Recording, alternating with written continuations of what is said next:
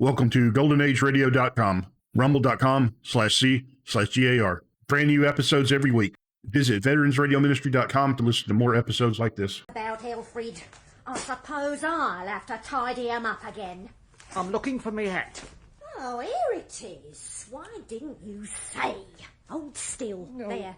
No, Now what is it? don't feel right. Looks all right to me, same as usual. Same as usual. That's what's wrong. I want me new golf cap, not me old felt. You could angle it over the other eye. I suppose you'd like me to wear this silly mud pie forever, eh? I tell you I won't. I'm sick of it. I'm pretty near sick of everything, come to that. Hat! Oh, that's right. Kick it across the room. Play football with it. You'd better go out. Shan't go out. Tantrums, I haven't patience. I give you a good lunch, cold pork and taters, and then mixed pickles you're so fond of. I didn't see you say no to them. Cold treacle pudding and a nice bit of cheese and a jug full of beer. Seems there's no pleasing some people. Oh.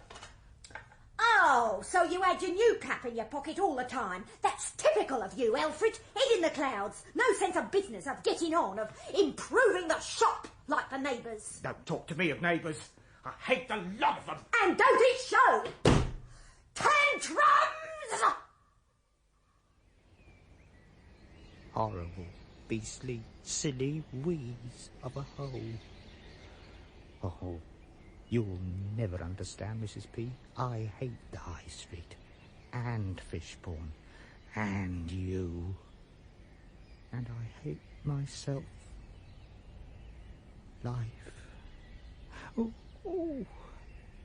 there it goes again. Civil war in the unit. This way, that way, like an industrious dispute. Every blessed afternoon, every blessed day. Rotten, beastly, silly how. How did I come to be in gentleman's outfit? All the candles at one go, Alfred.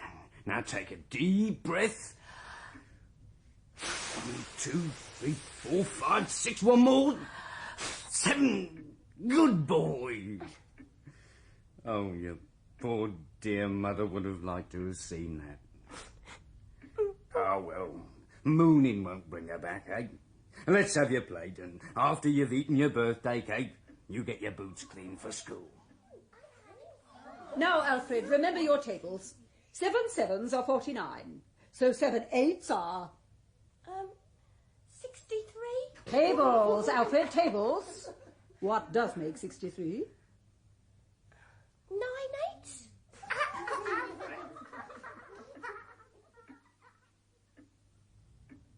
When I was your age, Alfred, when I was 12, I was earning my own living. Let's have some more tea. But I've got a surprise. A real present for you. One that your poor dear mother would have liked if she hadn't been took. You're gonna be finished off. Oh, don't. Leave that there national school and go to Mr. Morley's private academy. Aye? French, bookkeeping and good copper plate handwriting. What do you say to that? Copper plate, Master Polly. Copper plate. The downstroke is thick, the upstroke thin. No, no, no. Point the handle of the pen over your right shoulder. Aye? Now, right. That, Polly, is a blot. Blotting paper, boy, blotting paper. Ah, no wonder. Another penny dreadful.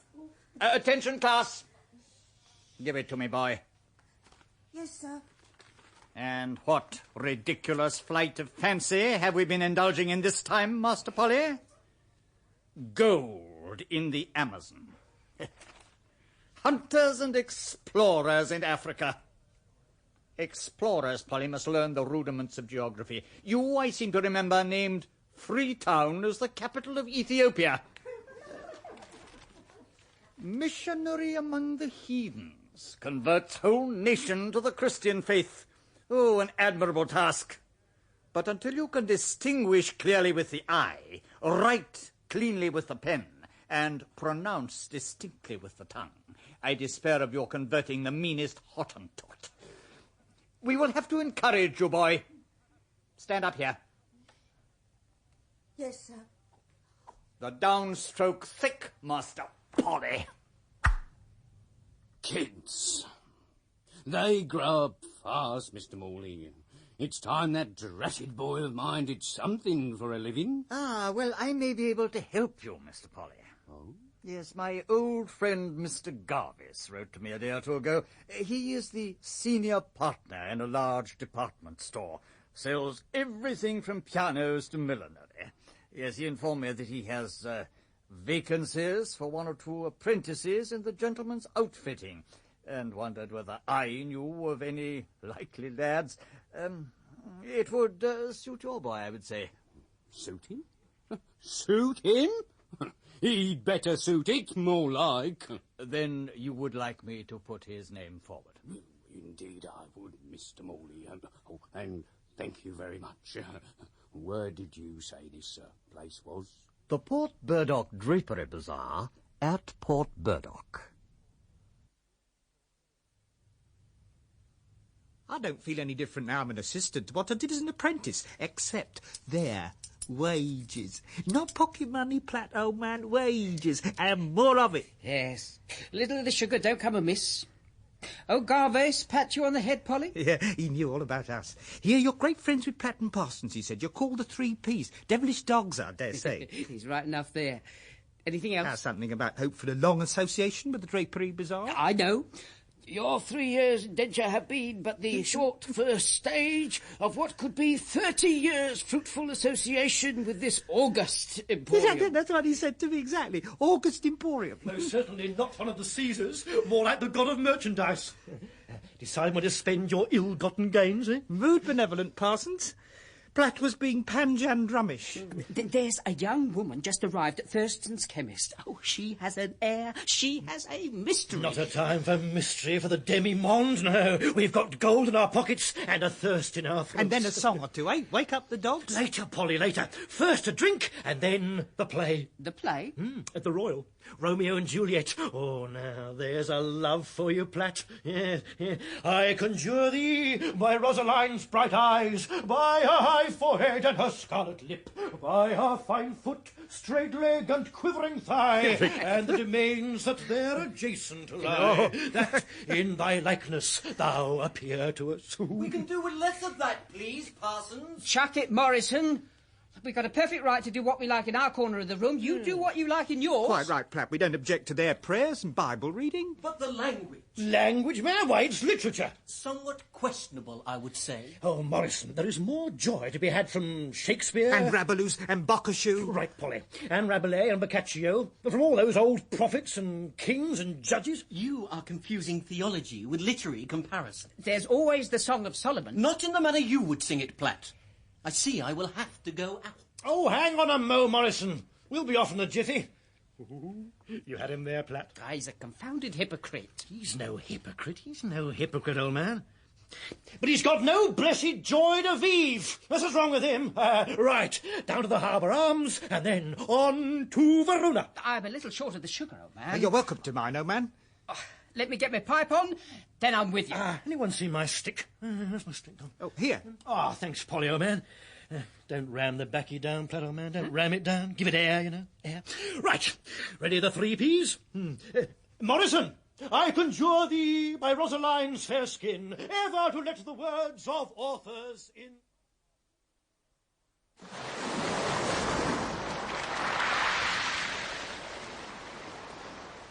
Do you bite your thumbs ever, sir?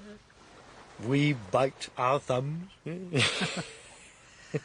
Oh, that performance was the most rhapsodical I remember. I remember it clear as clear. 6 months ago, ma'am. Company will be back next month. Antony and Cleopatra.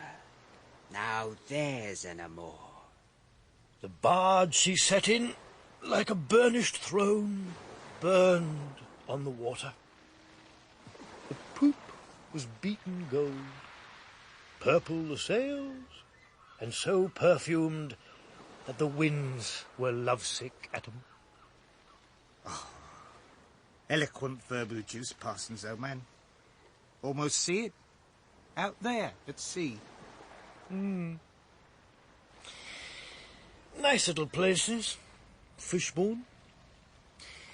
Good for business, I would say, Polly, old man. Clean, sandy beach. Nice little village. Pleasant high street. Bright hotel. Satisfying lunch. Bit heavy on the sugar, old man. Oh, we had celery, Platt. Don't ram the baccy in too tight, old man. Give it air.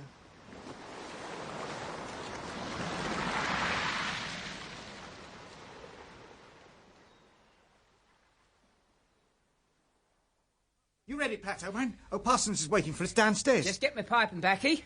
What on earth are you two wearing? Wearing? How do you mean, Morrison? Those boots. Ah, we got them from Froggett's Boots. Our ordinary boots aren't up to country walking. The amount we do, we need something strong and tough. You're surely not going out in them. Why not? They're working men's hobnails. We can't afford to have them made to measure, you know. But you can't go around like navvies. We're not wearing them on duty. But it's not right, Polly. You're lowering the tone of the establishment. Aren't you two ready? We're wasting the best of the day. You're coming, Parsons, old man. We leave the tone of the Emporium in your safekeeping, Morrison. On our way, Polly. Right you are, old man. What on earth they see in tramping about the countryside, I shall never know. There you are, gentlemen. 3 pints. Ah, thank you. Do with this. Got a thirst up. Now, here's to you, Polly, old man. Here's to you, Parsons, old man. Here's to you, Platt, old man.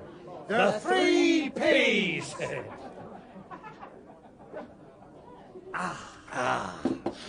Best part of the day. I don't agree, Polly, old man. All of it good, but this sets the seal, binds it all together. If you gentlemen walked across from Port Burdock, you'll have an appetite on you then. As sharp as our thirst. Good. Well, young Mary's just put your supper on the table. Come on, old man. Stand not upon our order of setting to. Ah, there we are, all laid out for us. Cold beef and pickles, that's for you, Polly, old man. Fried ham and eggs for Parsons and me. Oh. Bread, gentlemen. Right, ho, thanks, miss. Hey, don't bag all the crust, old man. Jug of shandy gaff, gentlemen. Ah, good, yeah. I'll take that. Thank you, gentlemen. You may say what you like, Parsons, old man. This is the best part of the day.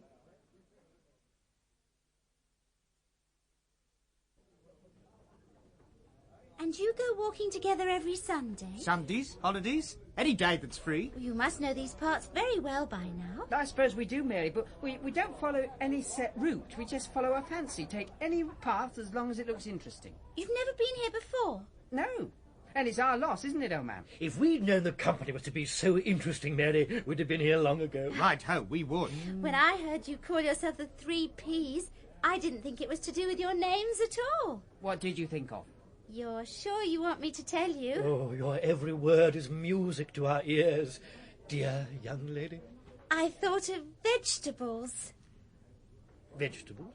Yes, you know, beans and peas and... And potatoes and turnips. Oh, no. No, those are dull vegetables. Good, solid and dull. And we're not, eh? Of course not. We're peas. Sweet peas. Tell me, Mary, which one do you think is the sweetest? Not you, Mr. Parsons.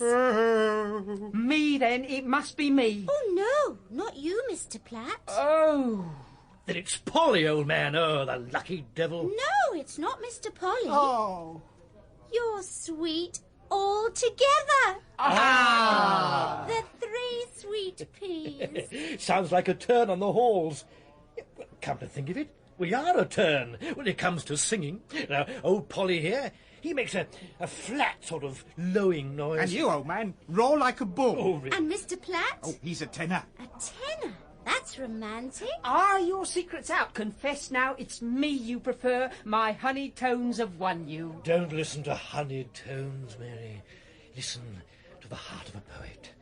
Oh, how do I love thee. Let me count the ways. He's off. Eloquent rhapsodies. That's Mother. I must go. Oh, must you? I should have gone long before, only... Only one of us kept you. Which of us is it? Goodbye.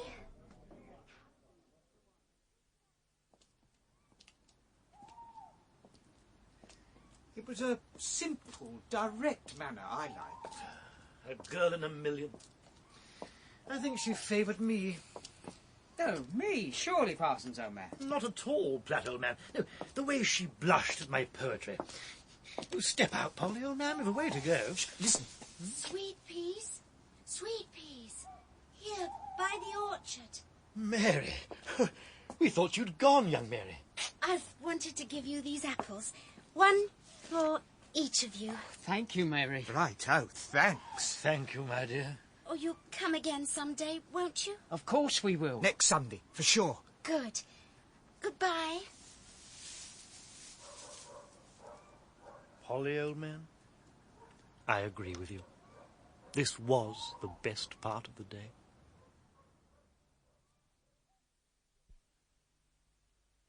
I wonder why she wasn't there this Sunday. Do you think she forgot? No, never. It was her mother. Kept her away. You don't know it was her mother. I'd lay my last sovereign that old Gorgon of forbidding aspect was her mother. She had that self-righteous aura of having preserved her young Mary from our desperate attentions. And talking of the self-righteous, why are you looking so worried, Morrison? I've just heard there might be 1 or 2 changes in haberdashery. But I don't think there'll be any in soft furnishings or gentlemen's outfitting. Oh, I should think not, Morrison. There's one thing about my position here. I can dress a window. Yes, old Fluffums... That's no way to speak of Mr. Garvace, Parsons. Old Fluffums will think twice before he gets rid of the one man in this place who can make the Manchester window pill. You see, the art of window dressing is in its infancy, old man, in its blooming infancy. All balance and stiffness. No joy in it, no bloomin' joy. Conventional. A shop window ought to get hold of people, to grip 'em as they go along, which stands to reason. Grip! And do they grip? No! He's got a heavy on. Go it, old man. Let's have some more of it. Well, look at your dress stuff windows, Morrison. Tidy, tasteful, correct, I grant you, but bleak. Bleak! Bleak! Yes, bleak! Just pieces of stuff in rows. Rows of tidy little puffs. Perhaps one bit just unrolled, you know. Quiet tickets. Might as well be in church, old man. That is how a window should look. No. A window ought to be exciting. It ought to make you say, hello, when you see it. Rococchio. We want a new school of window dressing. A new school. The Port Burdock School. Now, day after tomorrow, I change the Fitzallen Street stuff. And this time, it's going to be a change. I mean to have a crowd or bust. You know what? What? I've been timid, old man. I've been holding myself in. I haven't done myself justice. I've kept down the simmering, seething, teeming ideas. But all that's over now. Over? Over for good and all, old man.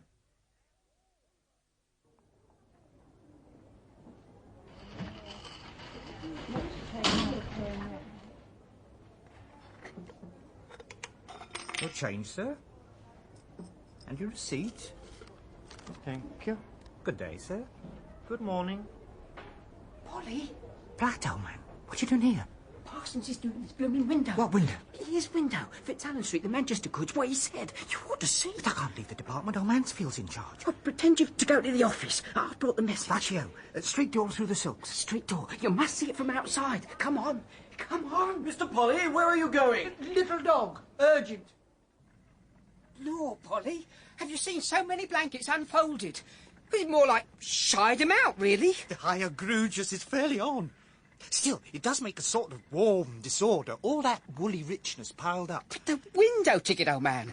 Cosy comfort at cut prices? Well, it's not sale time. Putting up another. Curl up and cuddle below cost. Bit strong, I'd say. Electrician's artful aid. All the same, it's a bit strong. Parsons! Parsons, old man, that's too much. Take it down. Can't hear you, Platt. Throes of inspiration, glass too thick anyhow. Talk to him inside. As fast as we can. Here comes old Fluffums. Now, the grey Silesia on the linen dustring. Parsons, old man! Parsons! A minute, Polly, old man. I must get the bleak background hung to throw the warmth of the blankets into contrast. But it's old Fluffums, Mr. Garvace. Good. I must just get 3 more hooks on. and then he'll see the full effect. Get behind here, Polly. Quick. Here he comes. What on earth do you think you're doing with that window, Parsons? Dressing it, sir, on new lines. Come out of it. Come out of it, Parsons. Now, where's Mr. Morrison? Morrison! Yes, Mr. Garbage, sir. Morrison, take this window over. Take all this muddle out and dress it properly. I beg your pardon, sir, but this is my window. Take it all out. Come out of the window, Parsons. You can't dress it. If you want to play the fool with the window... This window is all right. Go right in, Morrison. You leave my window alone, Morrison. Get him out. You leave me alone, Morrison. And you, Mr. Garvey. Do you know who you're talking to? Get in the window, Morrison. Yes, Mr. Garvey. Get out, Morrison. Ah! And you, Fluffums. Oh, I've been struck. He struck me with my own tweed.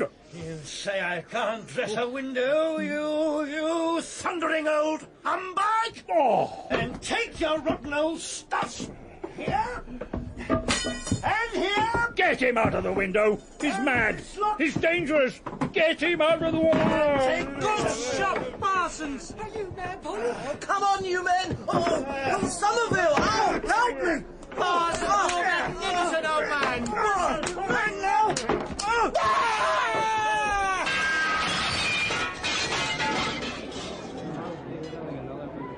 They floored him, Polly.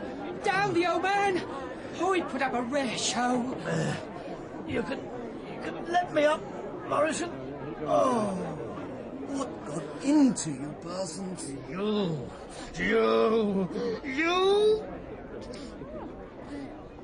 You annoyed me.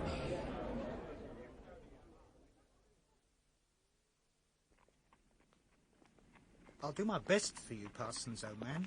Thank you, old man. But I know I'll be a bad witness. I know myself. I'm in a blue funk. It's not you that's on trial, Polly. Oh, that plateau, man. I'm still in a sweat. Is it producery to make a slip? I don't want to produce myself. No need to do that. Just remember it was Morrison's fault. He shouldn't have taken... No, Platt, he was all right, old man. According to his lights. It isn't him I complain of. I shall have to pay a fine. It's no good trying to get out of it. It's true. I hit him. I hit him on the head. About here. You could take out a cross summons. Oh, what's the good of a cross summons, Plateau Man? With Corks the chemist and the house agent and all that on the bench? No. Humble pie. That's my meal tomorrow, old man. Humble pie. But Lord, what a life it is. 10:35, a man trying to do his duty. Mistaken, perhaps, but doing his best. 10:40, ruined. Ruined, yes, ruined like an earthquake, like a blooming earthquake. You ought to go round with a show, old man. Likely to get another crib, ain't I? With assaulted the governor on me reference. I suppose so. He won't give me a reference. Hard enough to get a crib at the best of times. Yes, well, see you after the court. Good luck, old man. Polly, old man. Is Parsons with you? Went well for him. Court was on his side, I'd say. Want to shake his hand? Oh, man. Oh, man. What? His cubicle's empty. What? No gear? No bag? Where's he gone? Polly, answer a fella. This was on his bed.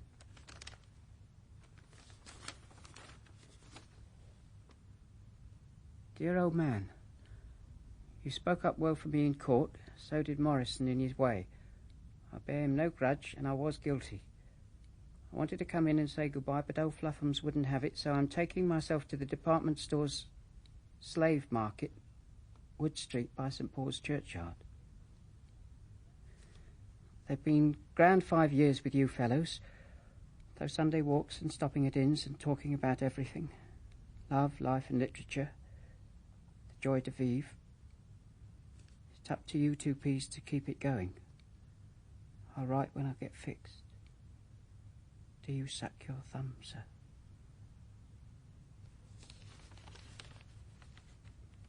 Gone already? You all right, old man? I bit on that beastly tooth of mine. It made me eyes water. Something chronic. Anyone might think I've been piping the eye by the look of me. It won't be the same, old man. Wondered if we should think of moving on.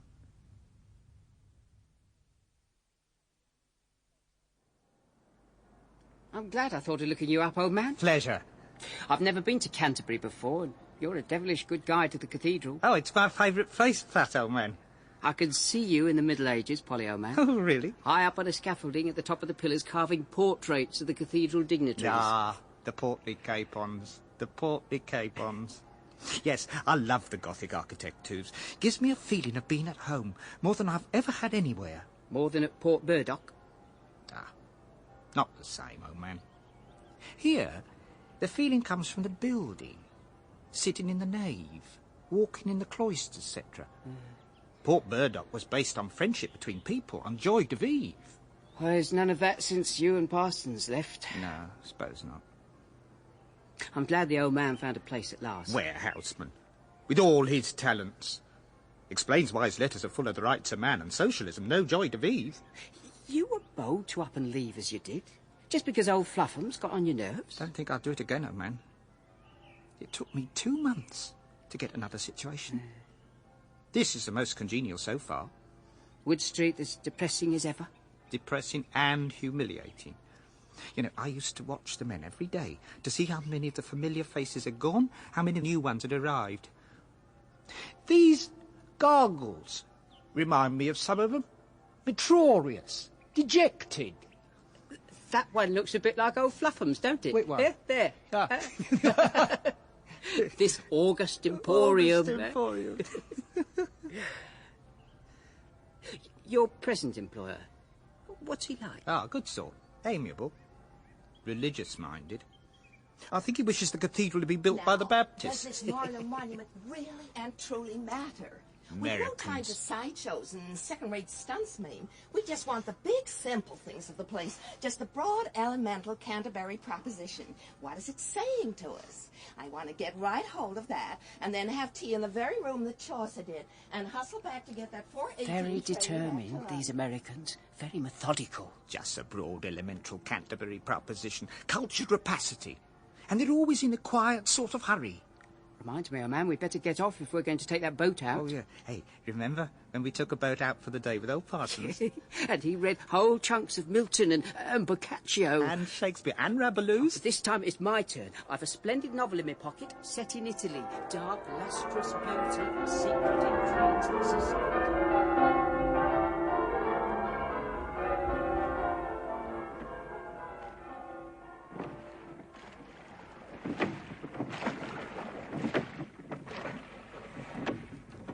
I'd no idea it'd be such hard work, old man. Surrey's not a big river. We stayed too long.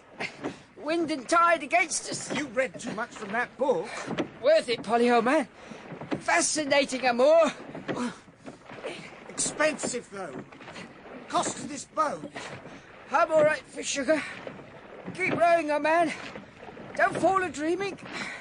I'm thinking of my reception when I get back.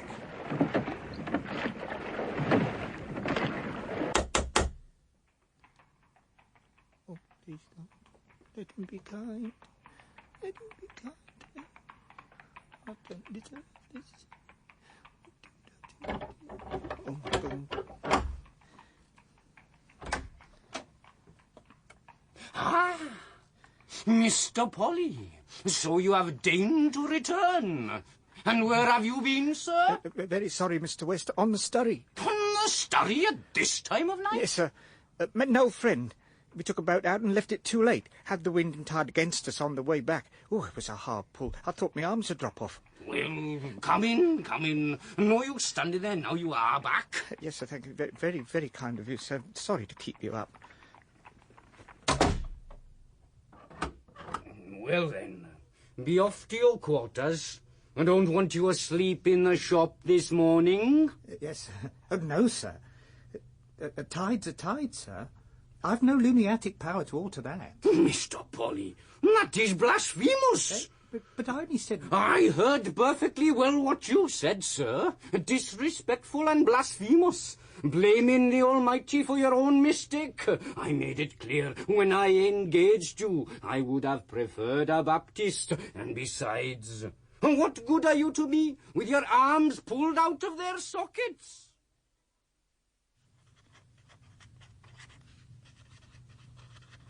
The world became really rotten after I left Canterbury, Parsons' own man. I went back to Wood Street. There were more people than ever, waiting about for work. Smart juniors, full of smart juniosity. The chavacious, the too old at 40s, the deduced. I realised I was a failure in my trade. It was not the trade I ought to have chosen. The Lord knows what that trade should have been. I thought of chucking outfitting and going on the halls or emigrating. But in the end I reduced my salary by £5 a year, and I was taken into an establishment at Clapham, which deals in ready-mades and feeds its assistants in an underground dining room.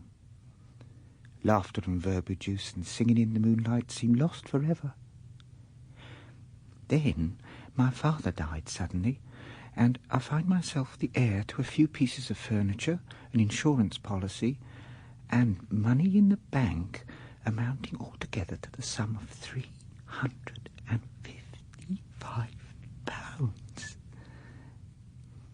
In his last years, my father had lived with cousins at Eastwood, Grace and Harold Johnson, who are putting me up for the funeral.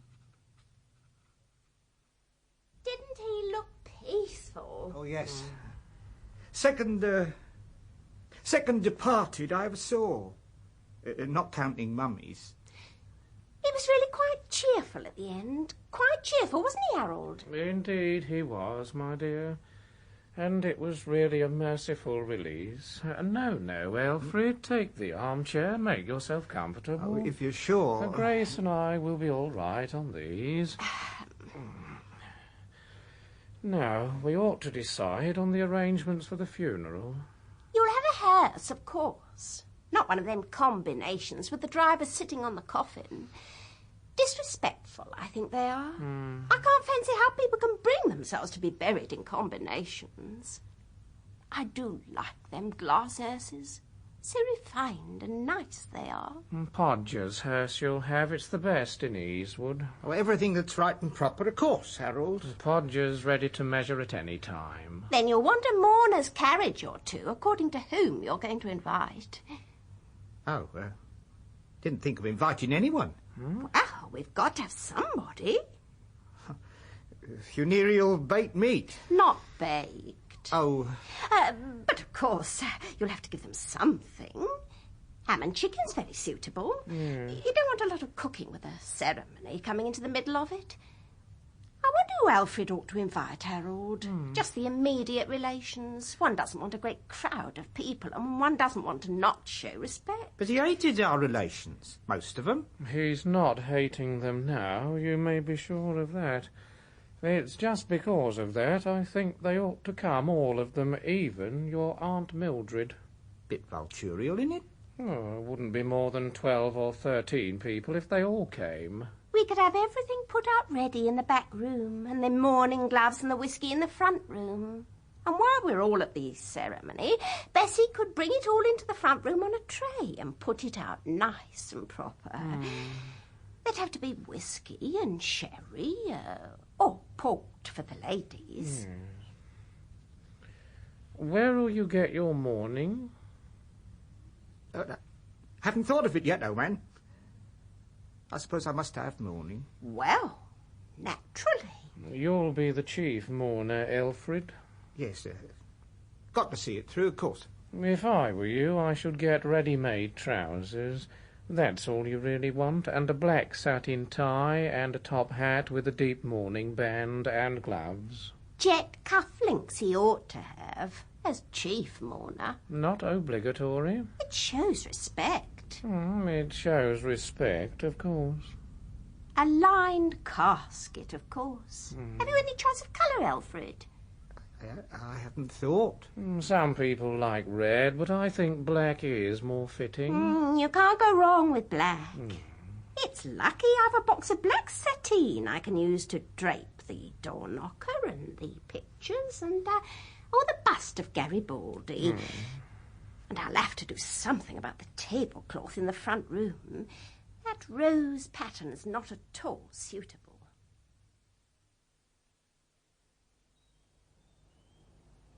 I'm not a man for boasting, but I think I can claim to have a good touch with celery and peas. Lovely. Oh, yes, we always have a good crop.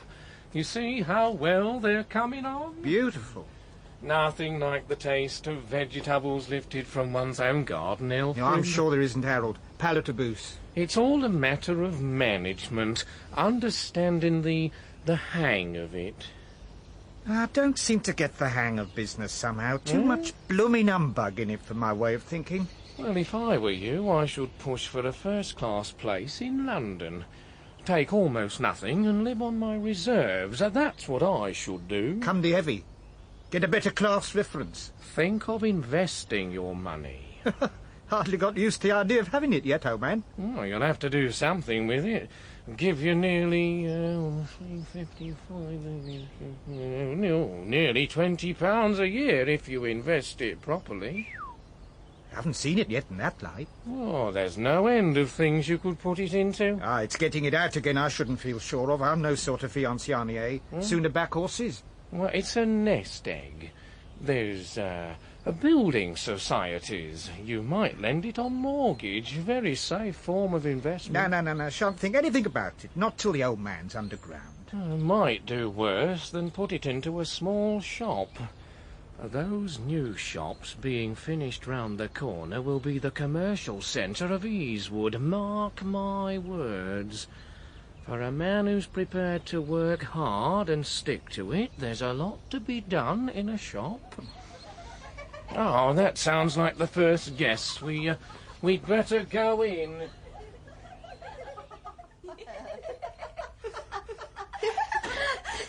Oh, Alfred, these are your cousins Larkins. Oh, yes? This is Minnie. Hello, Alfred. Hello. And this is Miriam. How do you do, Alfred? Oh, righto, thanks. Annie couldn't come.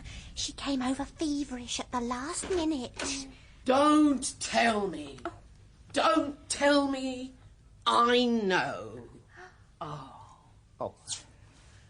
Let me look at you.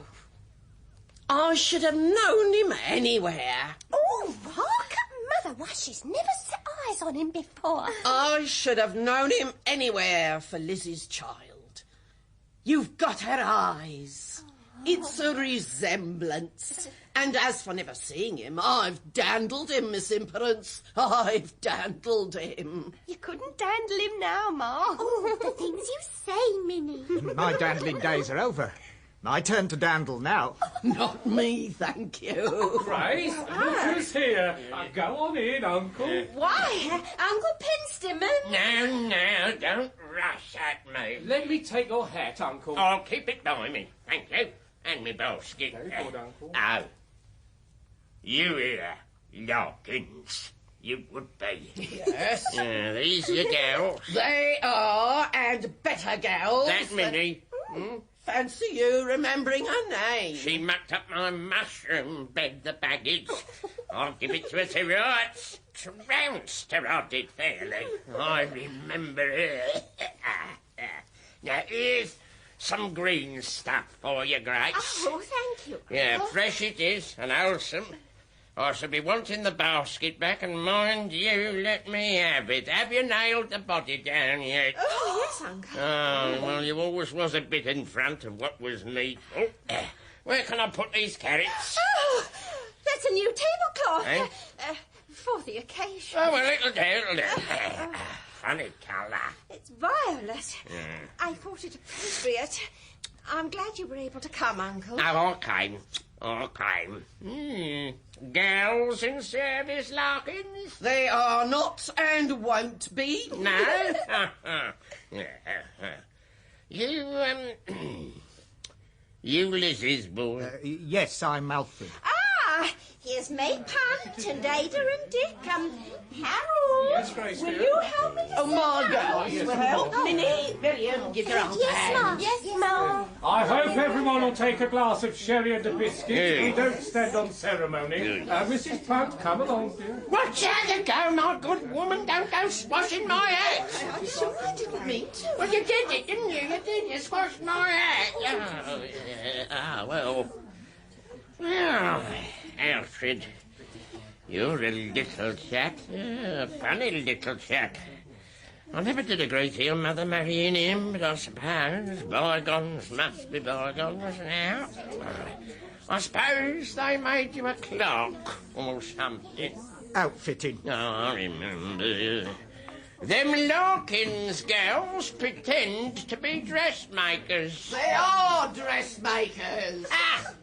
I will take a glass of sherry. They hold to it, you see. Dick, your sherry, Uncle. Yeah. Your sherry. Only about time. Hey, hey. Over here, I think, Minnie. If I can just show you. You'll be paying for this, Alfred. Here's to you. Thanks, Uncle. Now don't go treading on my hat, young Minnie, like you did my mushroom bed.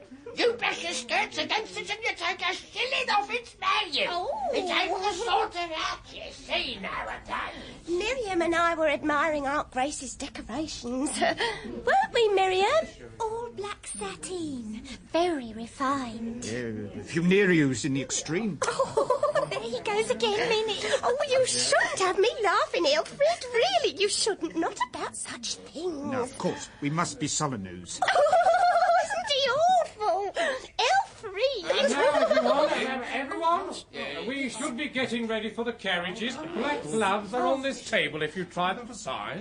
There'll have to be a walking party, Harold. There's only 2 coaches. Well, I dare say we can put 6 in each, but that leaves 3 over. Well, I would, of course, Mrs. Johnson, but I'm wearing new boots. Me too. We bought them specially. Yes. They're a bit tight as yet. Of course, I will walk. No. You better not peripatous. Can they ride with me, Grace? It'll be a squeeze. Well, I don't mind a squeeze. What about you girls? Oh, the things you say.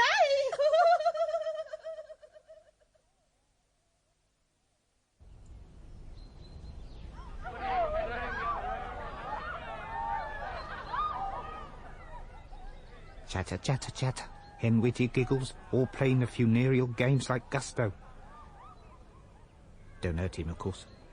Doesn't matter to the old man. Funny, you know, Dad. These last years you've been a stranger, and I haven't thought of it for years, but I can remember those visits to the pantomime. Skylarking together, and me getting very excited. Oh, and I remember you getting excited.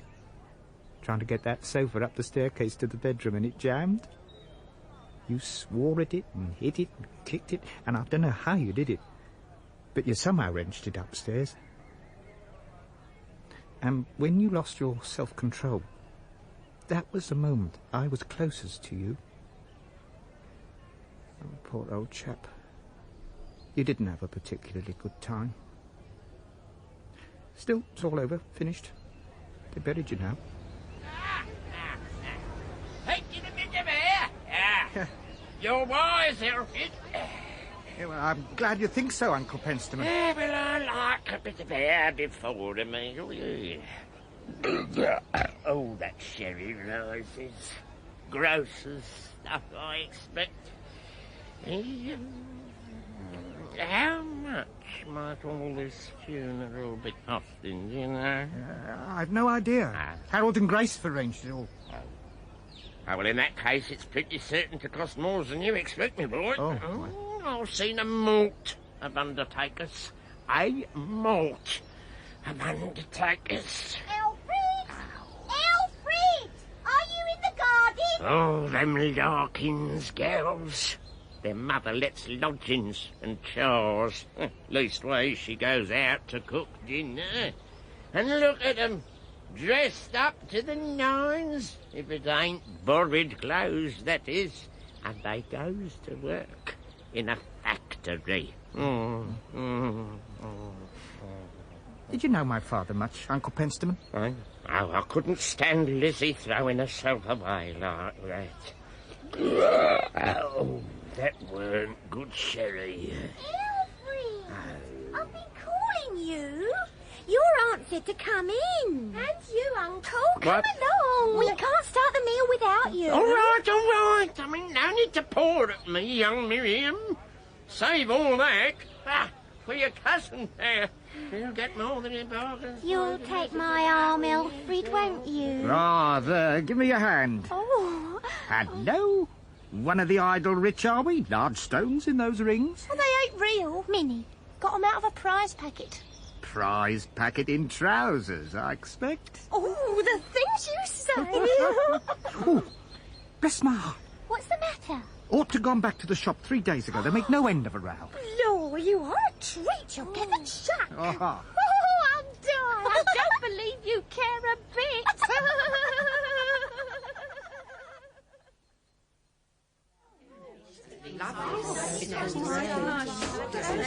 Oh, come along, Elfrid. We're waiting for you. Sorry, everyone. Where's the place? Oh, here, Elfrid. You've got the bottle of beer ready to open, Bessie? Yes, Mum. That's right. You'll have a drop of whiskey, I expect. Put it where I can mix them yourself. I can't bear women's mixing. And now there's a chicken, a prawn, a nice piece of ham, steak and kidney pie, pickles, salad, apple tart, jam roll, stilton, and ordinary cheddar. I'll have the stilton. You didn't, I suppose, Mr. Polly, think to have your poor dear father post-mortem. Didn't think of it for a moment. I can't give you a piece of this brawn, can I? I was just reminding Grace of the dear dead days beyond recall. Grace and Beauty, they used to call us, and we used to sit at the same desk. Don't swallow your fork, Willie.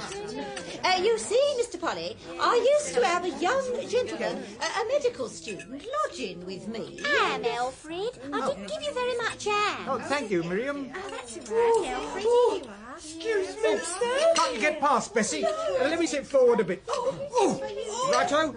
There she used to sit as bold as brass, didn't you, Grace? And the fun she used to make of things no one could believe. Knowing her now, she used to make faces at the mistress through the little... Well, the contents of the stomach, at any rate, ought to be examined. Elfrid, pass the mustard down. Here we are, then. Oh, once she got us all kept in the old school. Elfrid, this lady... Lonesome again, I would if she did as much now. And I would. Dratted mischief. Elfrid, this lady knows Canterbury. I've been telling her you've been there. Oh, glad you know it. Oh, I like it. I won't have my girls spoken of, not by nobody, old or young. Oh, quick, let's have your glass. It'll be a lively, it's the eating room. Excuse me, sir. Pass it as soon again. You want to get past again, Bessie? Oh, right. Thank you, sir. Nobody had the least idea how he died. Nobody. Willie, don't gulp so.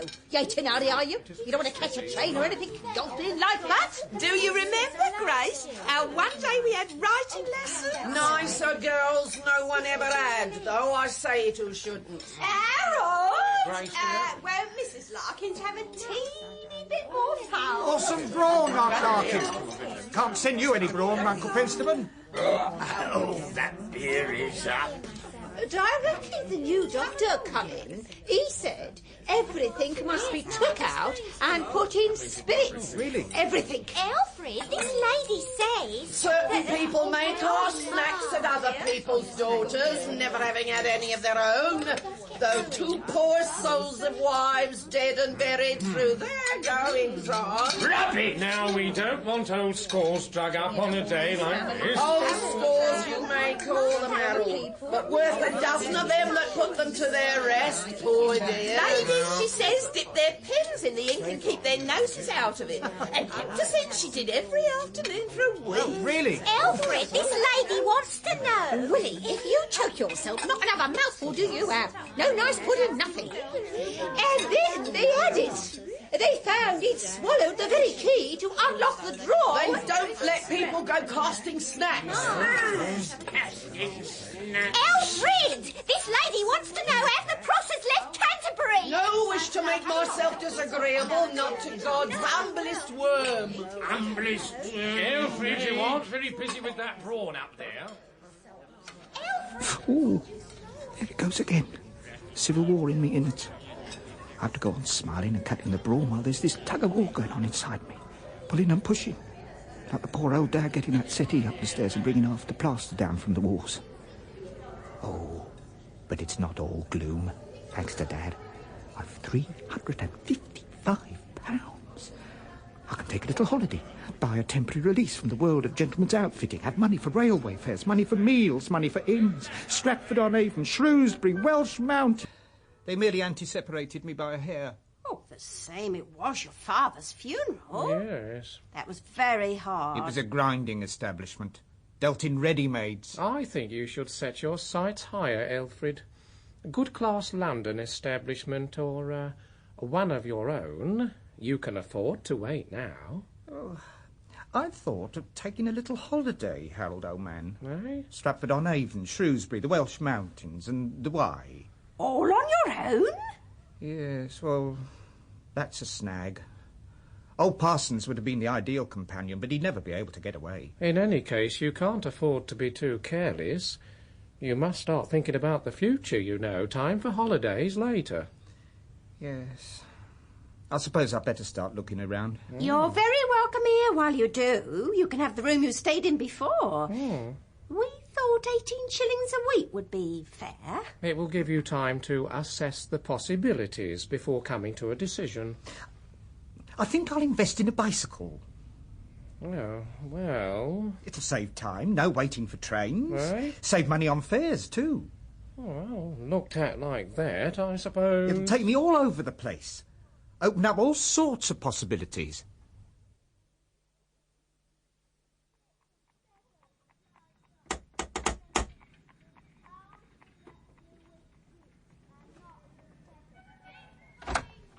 If you've come selling things... Why, it's Cousin Alfred. Hello, Miriam. Thought I'd look you up. Oh, fancy you coming to see us like this. Exploracious menanderings. Oh, wait a moment and I'll tell Ma. Hey, leave that bicycle alone. Run away and play somewhere else. Go on, or I'll be after you. Oh, I didn't mean to shut you out. I just told Ma. How are you, Alfred? Oh. You are looking well. I didn't know you rode a bicycle. Is it a new one? Oh, what a trouble you must have to keep it clean. It's plated, mostly. What you carry in that little bag thing? Well, they're my, Oh, we're all in a mess today. It's my cleaning up day. I'm not a bit tidy, I know, but I do like to have a go at things now and then. They'd leave everything, I believe, if I let 'em. You got to take us as you find us, Alfred. Of course. Mercy, we wasn't all out. Oh, I am glad to see you again. Couldn't keep away.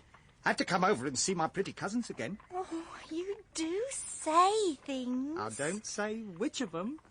Alfred, are you...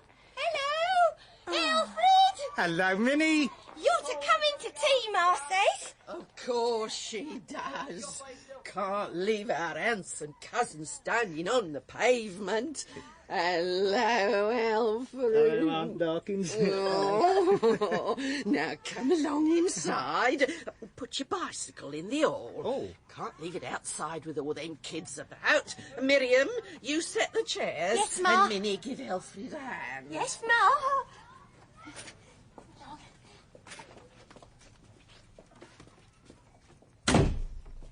Put it against the wall here. Won't you be in the way? Oh, not in this house.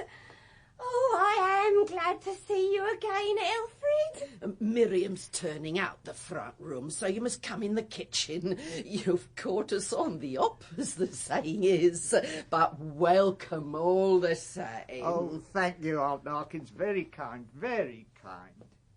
Pity Annie's at work today. She won't be home till 7.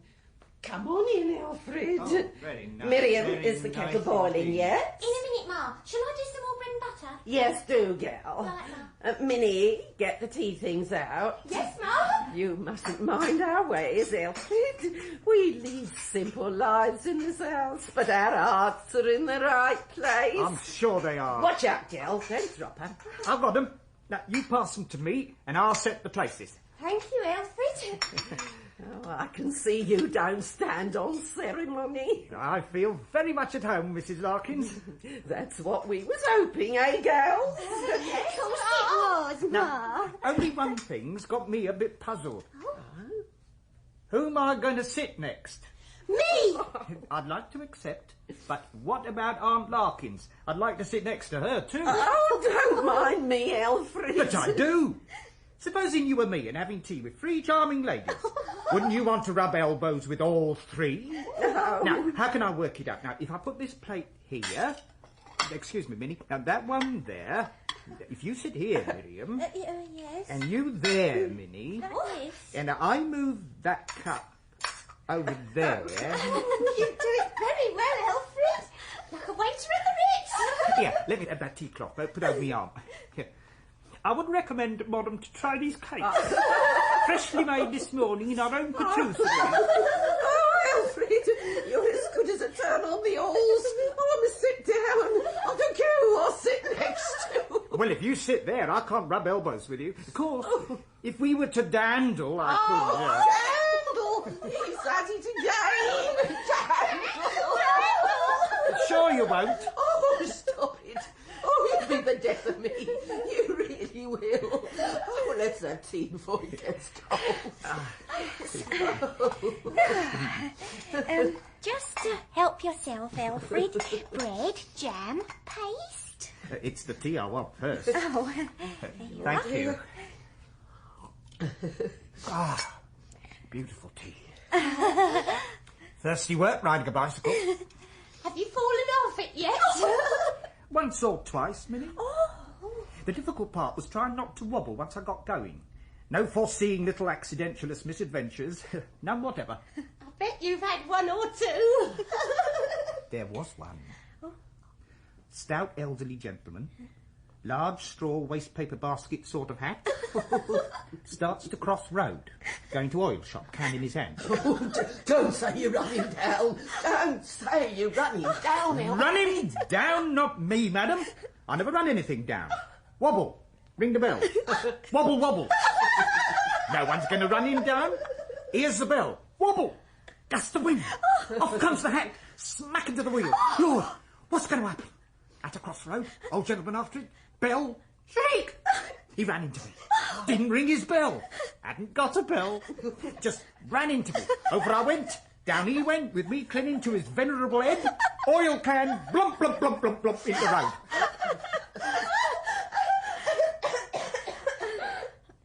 Oh, Minnie. Crumb! It's stuck in me throat. Oh, slap harder, Alfred. Here, let me. Oh, I'm all right. It's gone. Get over, Miriam. Where's my tea? Oh, That's better. well, Alfred. Well, what, Aunt Larkins? Well, what happened to the old man with the oil can? Oh, yes. We sat about among the debris and had a high old jawbacious argument. I tell you, sir. I tell you, sir. Wah, wah, wah, wah, wah. Infuriatious. But there. That's the sort of thing that's constantly happening, you know, on a bicycle. People run into you, hens and cats, dogs and things. You never run into anything. Never, Miriam. Never, he say. Oh, get him. Oh, don't start her off again. Don't be so silly, Minnie. Oh, it's the things he says. You never know what he won't say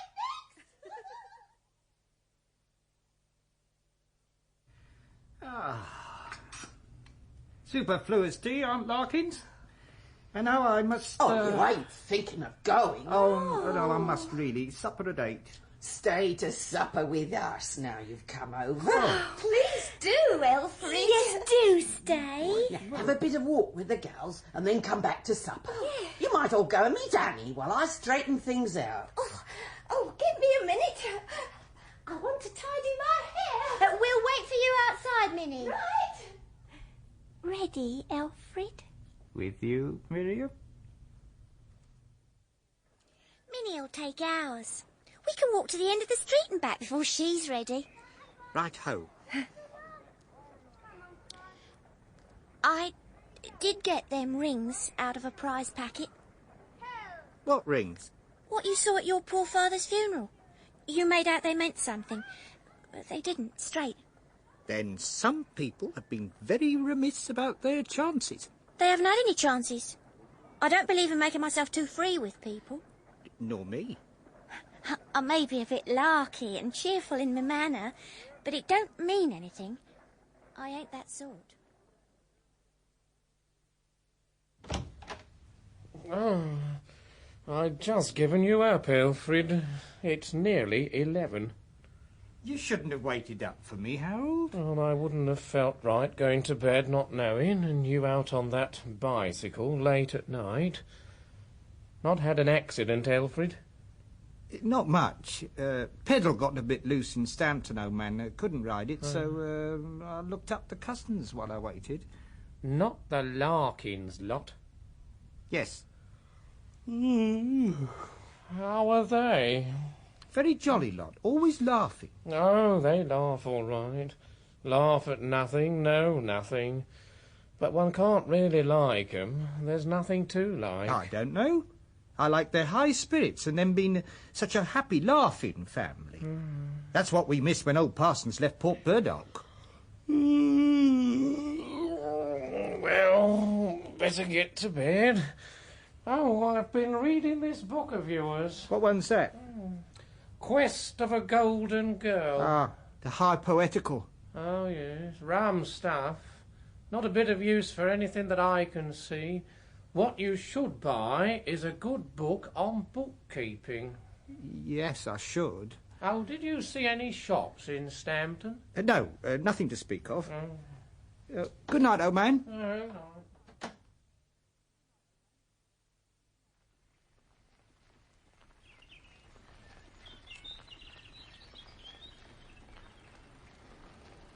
Oh,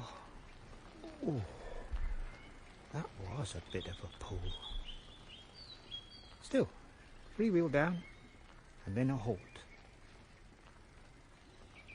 You can't go on leading a double life, Polly, old man, pretending to be off looking for a shop and ending up with your cousins. No matter how friendly, it won't do. So you're not going to Stampton today? No, you're not going to Stampton today. There. I think I've earned a rest.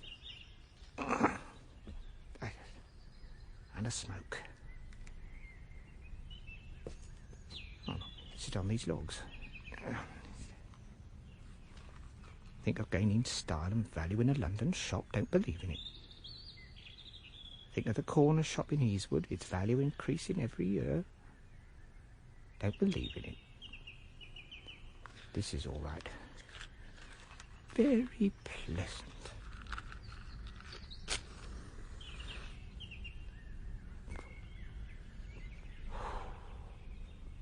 Here, that old wall could do with a bit of repointing. Wonder what's on the other side. Some rich estate, I suppose. Too high to see over. This is all right. Business later. Hello? What's coming over the wall? Brown shoe? Toe scuffed? Brown stocking?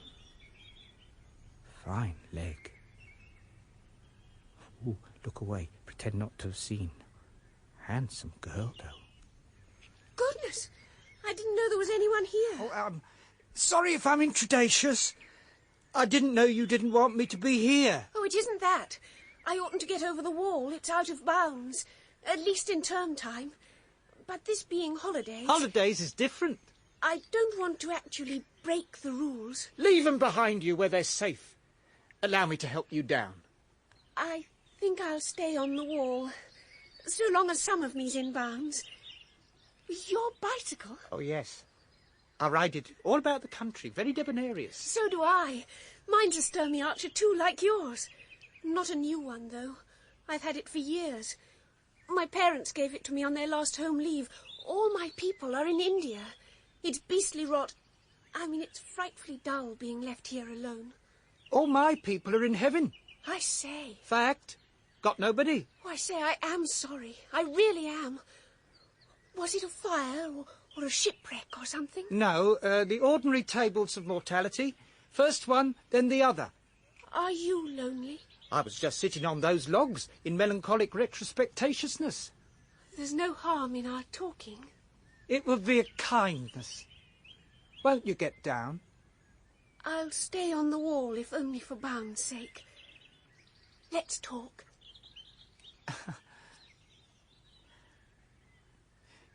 You make me feel like one of those old knights who rode about the country looking for dragons and beautiful maidens and chivalresque adventures. Oh? Why? Beautiful maiden. Nonsense. You are? I bet I'm not the first to tell you that. A beautiful, red-haired maiden imprisoned in an enchanted school. Oh, you wouldn't think it enchanted. And here am I, clad in steel. Well, not exactly, but my fiery warhorse is, anyhow. Ready to absquatulate all the dragons and rescue you. I wish you could see the dragons. Fly with me. You are funny. Why, I haven't known you 5 minutes. One doesn't, in this medievalist world. My mind is made up anyhow. I wish one could. I wonder if people ever did. If there were people like you.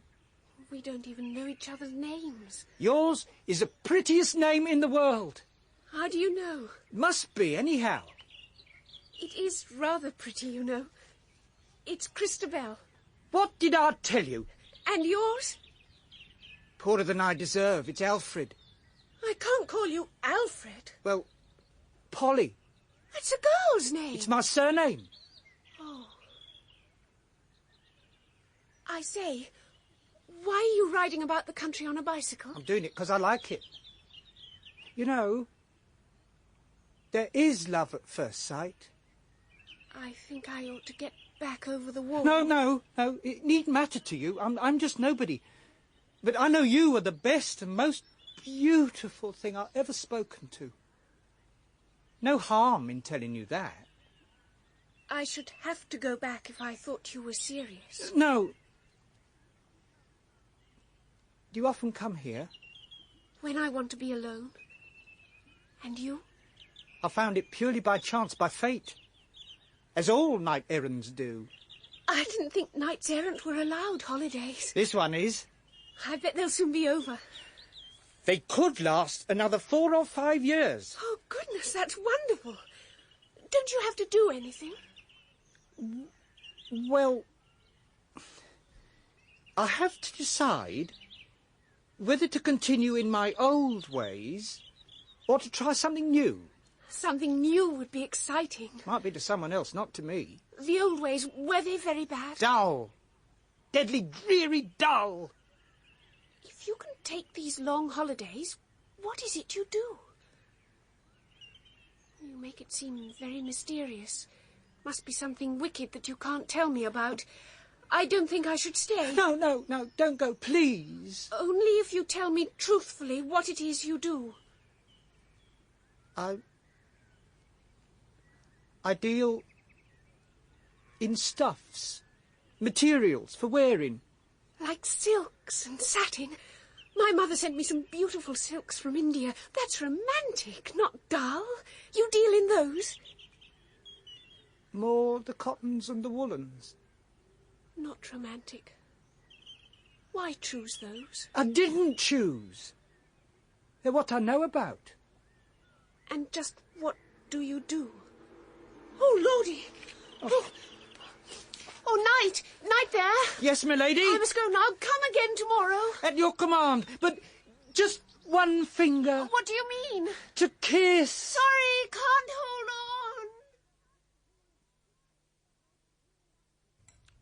on. Another rasher of bacon, Alfred? No, thanks, Grace. Time I was off. Oh, where to today? Oh, I thought I'd cast a strategical eye on Weybridge. I wonder whether you're doing the right thing, Elfrid. Why spend this time and effort when there's an opportunity here in Easewood, right under your very nose? I would like to make sure there isn't a better one, before I decide. Oh, you won't find anything better at the prize. And I don't like to think of you paying us for lodging when your money could be earning for you. I think Alfred's quite right to take his time. He's welcome to stay as long as he likes. And it's not your 18 shillings a week, Alfred. You're no bother. It's an important step for him. No, all the same, I hate waste. Oh, I'm not wasting my time, Harold, old man. Believe me.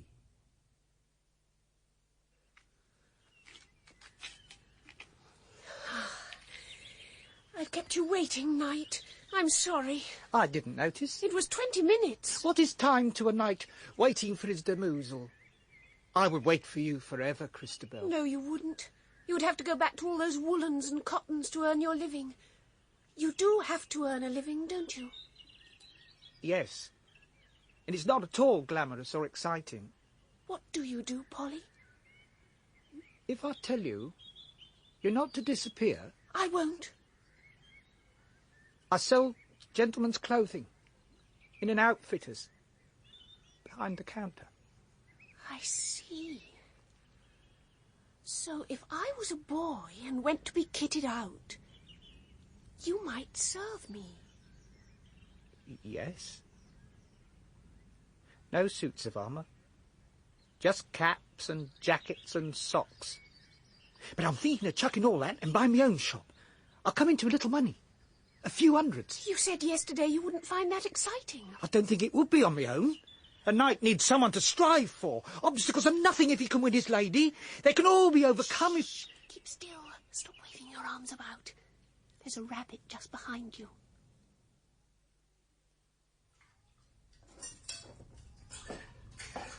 Alfred didn't make much of a meal, did he, Harold? I thought a nice rabbit pie would be a treat. He seemed a bit off colour to me. He doesn't take a serious interest in anything. That shop at the corner is bound to be snapped up if he don't look out. We've met 8 times in 10 days. I've counted every one of them. With me standing down here and you sitting up there on the wall. Why won't you come down, Christabel? I'll help you back. Your side is out of bounds. I'm in bounds up here, more or less. Look here. I'm wild for the love of you. I can't keep up this gesticulations game any more. I'm not a knight. Treat me as a human man. You may sit up there smiling, but I die in torments to have you mine for an hour. I'm nobody and nothing, but look here. Will you wait for me 5 years? You're just a girl yet, and it won't be hard. Go away, you two. I've always been just dilettantitating about till now, but I could work. I've just woke up. Wait till I got a chance with the money I got. But you haven't got much money. I've enough to take a chance with, some sort of a chance. I'd find a chance. I'll do that anyhow. I'll go away. I mean what I say. I'll stop trifling and shirking. If I don't come back, it won't matter. If I do... Don't go on like this. You're different. Go on being the knight who wants to kiss my hand. Christabel... Christabel, you got someone... You filthy little beast! Christabel! Christabel, come back! If you can get up, so can I. Christabel, I'm losing my grip.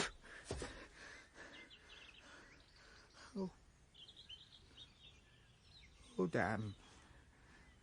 Damnation. Ooh. Face feels raw. Fool. You blithering... Don't you... Alfred! Hello, Miriam. Sorry. Hello, Alfred. Where you been all this time? Well, looking round. Found a shop? Oh, one or two likely ones, but it takes time. Oh. What you done to your face, Alfred? All rough it is. Bit of a scraze with the bicycle. Trying to pass a carriage on the wrong side, he drew up and rammed me against the wall. You ought to have someone to look after your scrazes. That's all red and rough. It ought to be cold creamed. You need someone to look after you, Alfred. Yes, I think I do. Bring your bicycle and come and have some tea with us.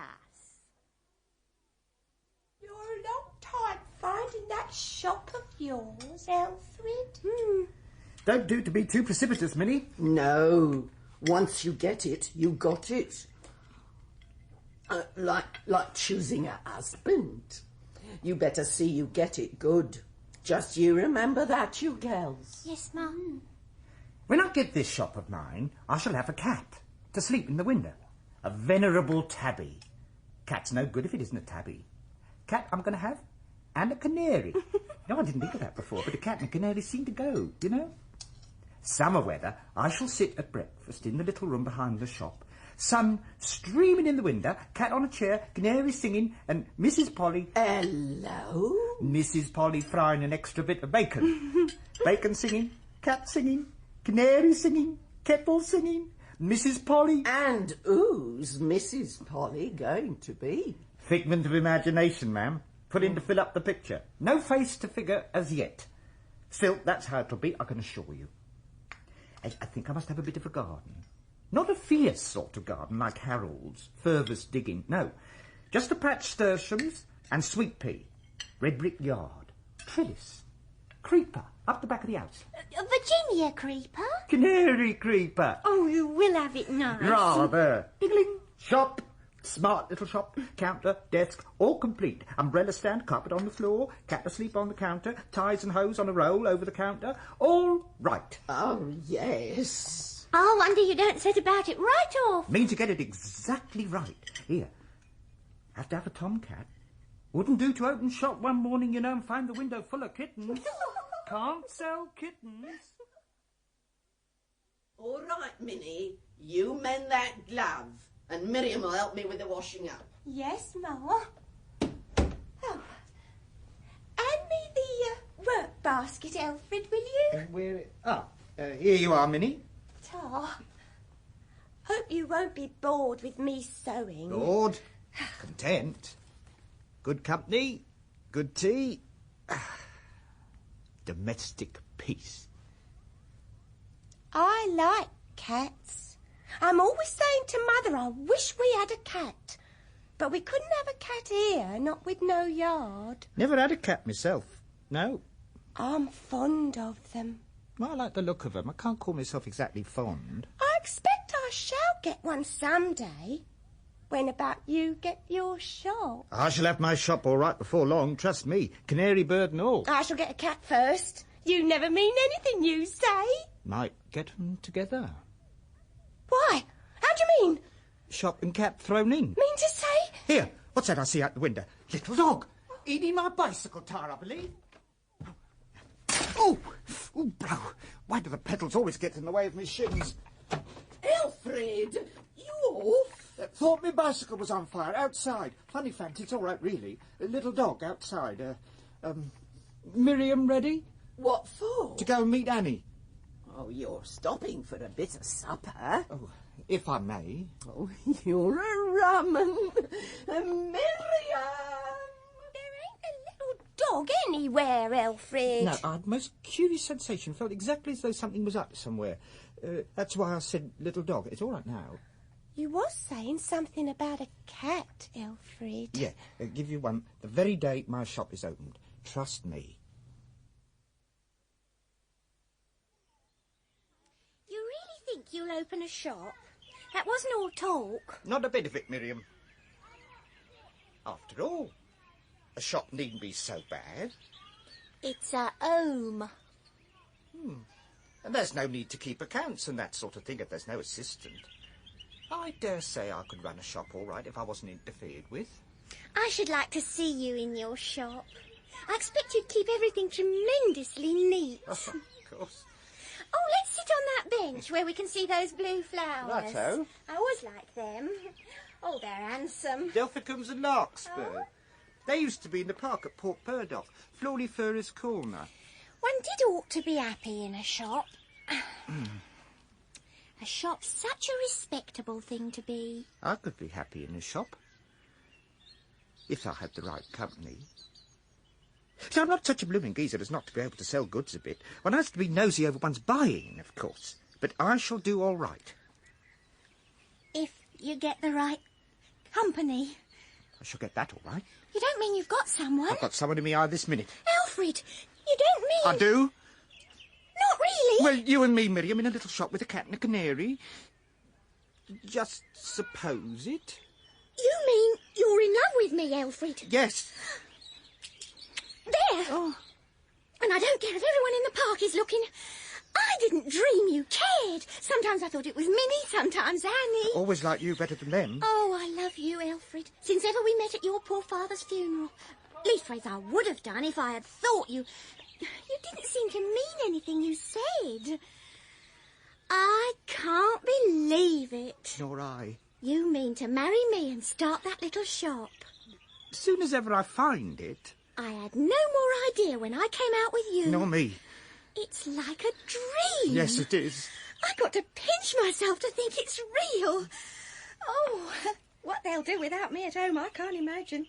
When I tell them. Mother's no good at managing, not a bit. Annie don't care for housework, and Minnie's got no head for it. What they'll do without me, I can't imagine. They'll have to do without you. Oh, Lord, we shall miss Annie sitting here and love-making. Can I take your arm, Alfred? It pulled it a bit when I scraped against the wall. Oh, seemed all right at tea. It comes and goes. You forget about it for a minute and then twinges. Got 'em now. I can just see Annie's face when I tell her. Don't tell her yet, Miriam. Why ever not? Well, I'd like to settle on the shop. Then make both announcements at the same time. Better that way. So don't tell anyone yet a bit. Only Mother?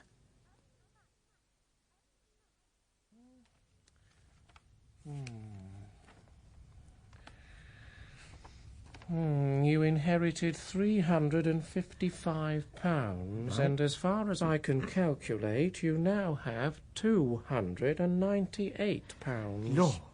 298? To the nearest pound.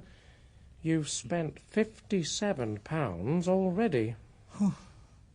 Going down a Vortex. I can see it's about time I saw about doing something, riding about and looking at shops, all very debonairious, Harold, old man, but it's time I took one for keeps. What did I tell you? Yeah. How do you think that corner shop of yours will figure out? Me? You really meaning it? If it's practicable, old man, assuming it's practicable, what's your idea of the figures?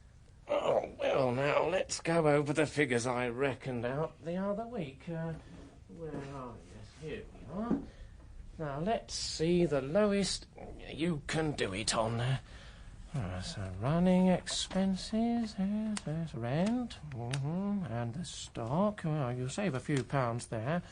And carry through. Well, it's close, but you'll have a chance. What more does a brave man want? One thing you can do quite easily. I've asked about it. What's that, old man? Take the shop without the house above it. Well, I suppose I could put my head into mind and get a job with my body. Not exactly that, but I thought you'd save a lot if you stayed on here. Being all alone, as you are. Never thought of that, old man. Oh, well, bed. Better sleep on it, old man.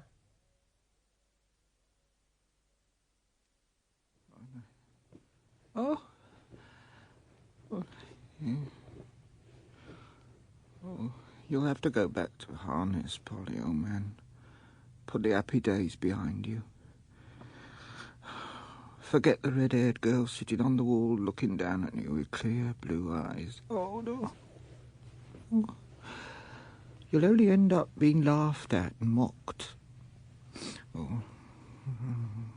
Return to the hard economic world. It'll have to be a shop. Oh, no. Oh, Lord, I'd rather go back to Cribs.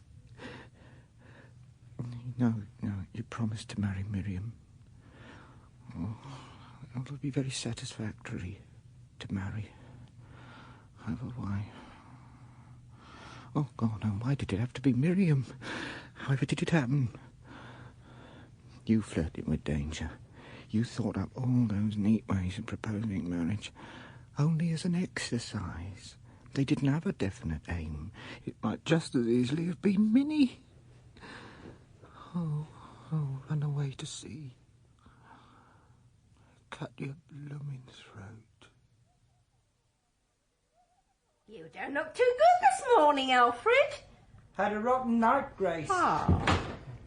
Bad dreams. I think it was that toasted cheese. Well, suited me all right. Oh, you'll feel better after some breakfast. Here, here's some tea. Well, pass it down, Harold. Oh, yes, Grace. Oh, thank you, old man. Well, old man, have you decided? Had no chance the way I was dreaming. Oh. Just a day or so more to turn it over in my mind. You'll get the place snapped up. No, I know what to do. I'm going off for a day or two to clear my head. When I return, I'll have made a definite decision. You've taken a shop at Fishbourne? Why Fishbourne? Memories, old man. Besides, it suits me better. Seaside town, sandy beach, lots of villas. Oh, and, I'm going to have a bit of a nuptial over at Stampton with one of the Larkins cousins. Oh? Nuptial? Wedding bells, old man. Oh! And which one of them's got you? Miriam has done me the honour. Oh, her! Not that there's much to choose between them, if you'll excuse me. Yes, don't mind, Grace. It's your affair, Polly. And I hope you won't feel too sorry when it's too late. Unfortunate, Amour. Didn't expect it myself. Ladies and gentlemen, got your plates filled? And something good in your glasses? Well, I give you the bride. Oh, Uncle Fools! Here's luck to her. Thank you. Yes, here's luck. Luck. Yeah, that's all right. And now, who's for a bit more pie?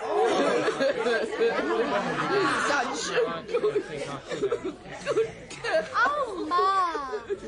Come and give your ma a kiss. Oh, and your sisters. right. And me again if you wish. I'm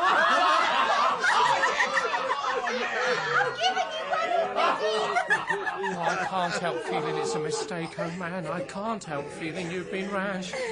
Oh, well, let's hope for the best. Always glad of good wishes, Harold, old man. Here, you better have something to drink. Ladies and gents, fill up for a second toast. Oh. The happy bridegroom. Here's luck to him. Thank you all. Luck to him. Thank you. Here's hoping. Here's luck. Well, he may say what he likes. He's got luck.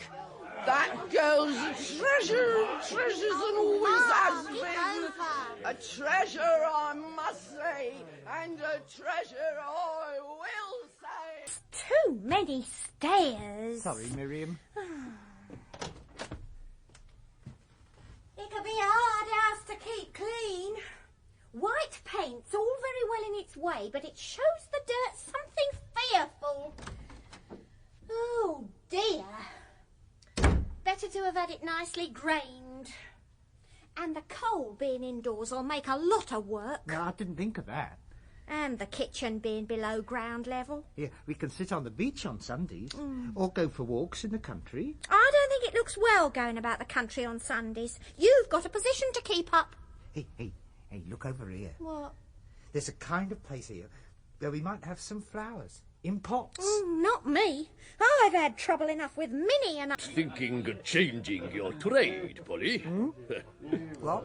Not setting up as a bookshop. Ah, wish I could. I'll give you that idea. All them piles of books you keep bringing back. I'll buy them at sales very cheap. Here, there was one in that last pile. Bart Kennedy's A Cider Tramp. Ever read it? written in vivid jerks. Fascinacious. It's made me more aware of the burly old roughs who slouch about the high street. Little better than tramps, most of them. Should be a law against them. Look, not if you read Kennedy. You'd understand.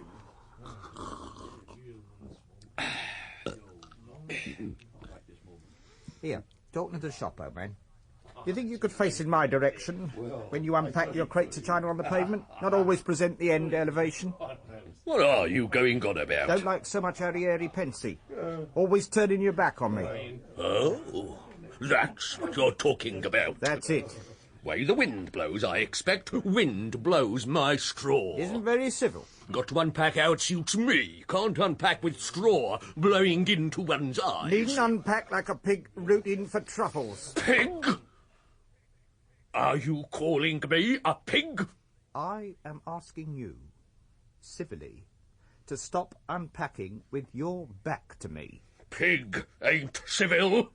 I didn't come here for a row, but I don't want any more truck with you from now on. Stop calling me pigs!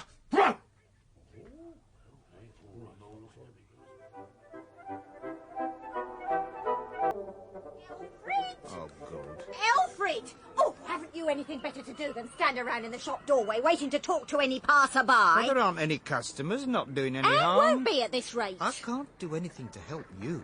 You got the place upside down. You know I like a good clean and tidy. I wish sometimes you'd just sit down and talk and wouldn't tidy so I much. haven't the time, and I don't understand what you're on about half the time. Oh, here comes someone who does. You can have a nice chat now about sport and women and prize fighting. You'll be all right now, sporting chicks he's come. Morning, Hinks, old man. You've been flapping your mouth about me, I'm told. Not that I know of. Not that you know of, be blowed. You've been flapping your mouth. Don't see it. Don't see it, be blowed. I hear you were talking about me in the Providence the other day. Alluded to me and my clothes in a jocular way, I believe. The checkered careerist walking about in his shivery shakies. I expect it raised a laugh or two. But you go flapping your mouth about me once more, and I'll give you a poke in the eye. See? Understand me? I don't recollect Don't saying... recollect me blowed. You flap your mouth a damn sight too much. This place gets more of your mouth than it wants. Yeah. See this fist? Yeah, no need to wave it under my nose. I want to be sure you see it. It's the best known cure for flapping tongues. Old-fashioned remedy. Never known to fail. So make sure you remember. Stupid, ignorant. Oh, I'm sorry for them, really. Minds as limited as their four walls. Hey, Rumbo! Still rooting for truffles? You leave my unpacking alone!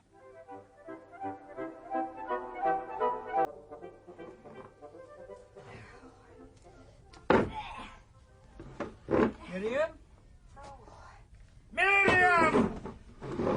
Have you seen those books I bought at the Oh, Lord, you're not moving things around again. You haven't finished tidying up after last go. I like to have a good clean and tidy up, you know that. We seem to live in perpetuous debris.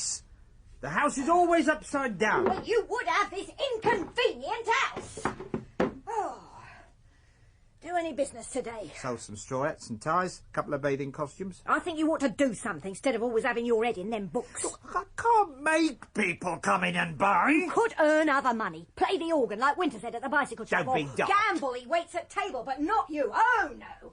You'd rather ride about the country on your bicycle. Right. I suppose you're out on it again now? Yes, for a little spin. It's the exercise. That lot of good it does you, quarrelling with all the neighbours.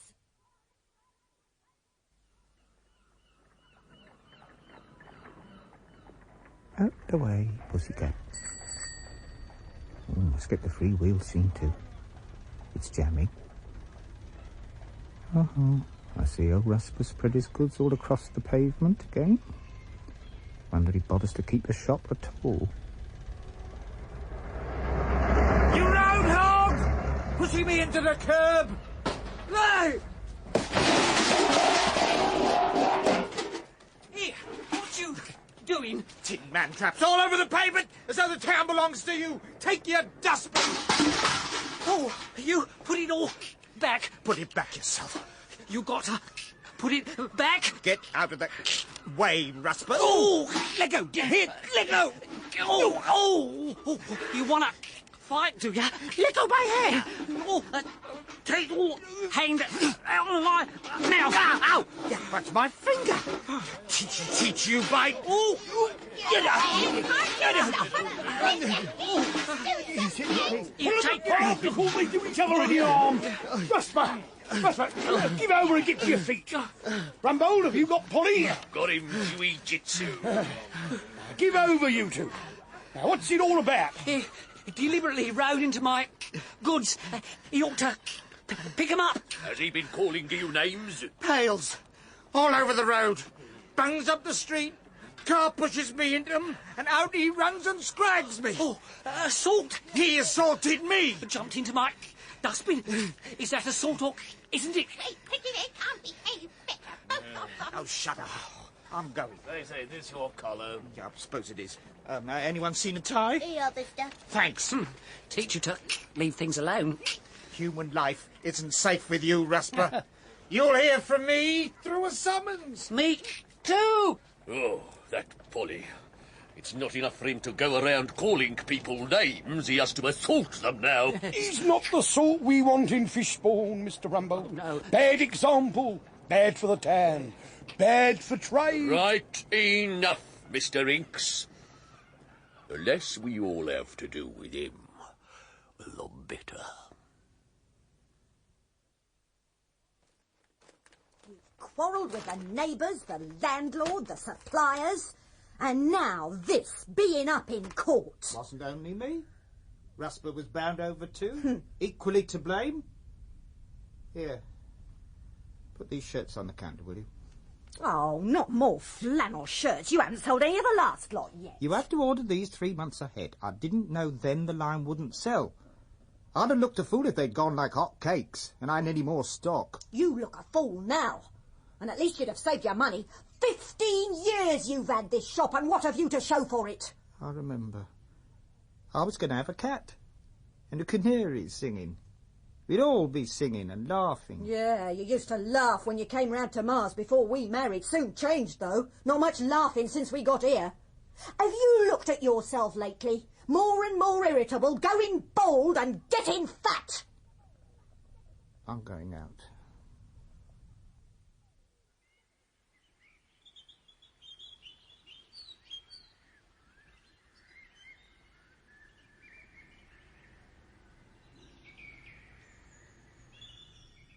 Hole.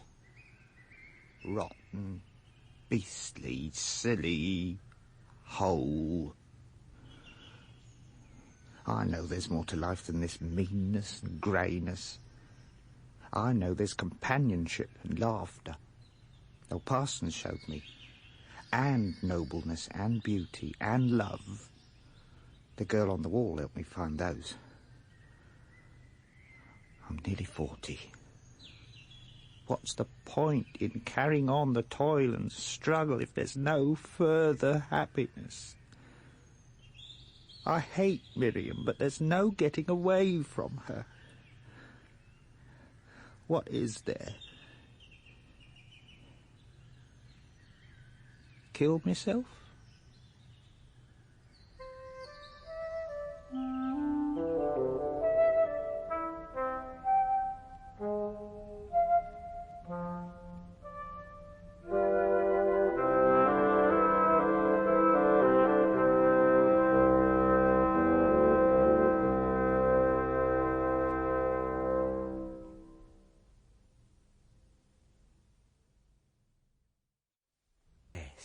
Kill myself.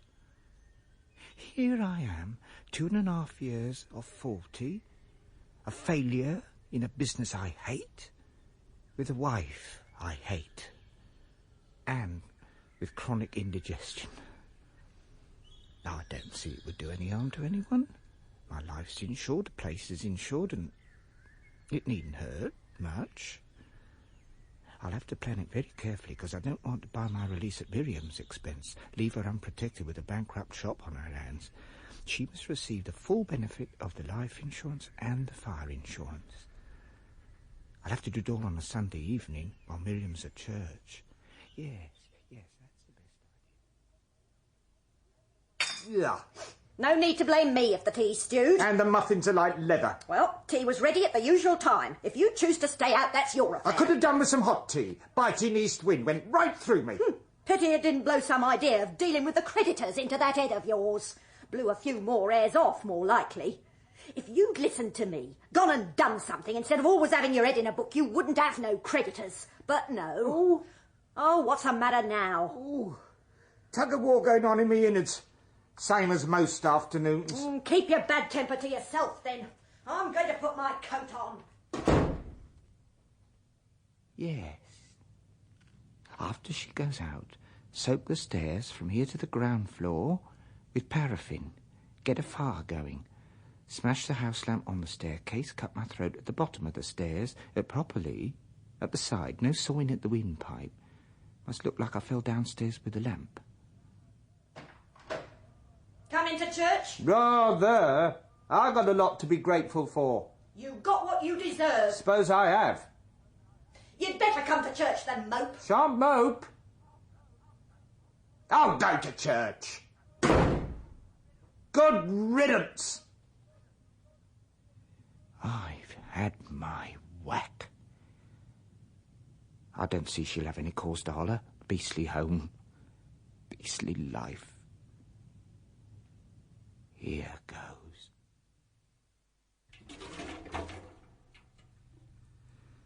Now, paraffin, downstairs.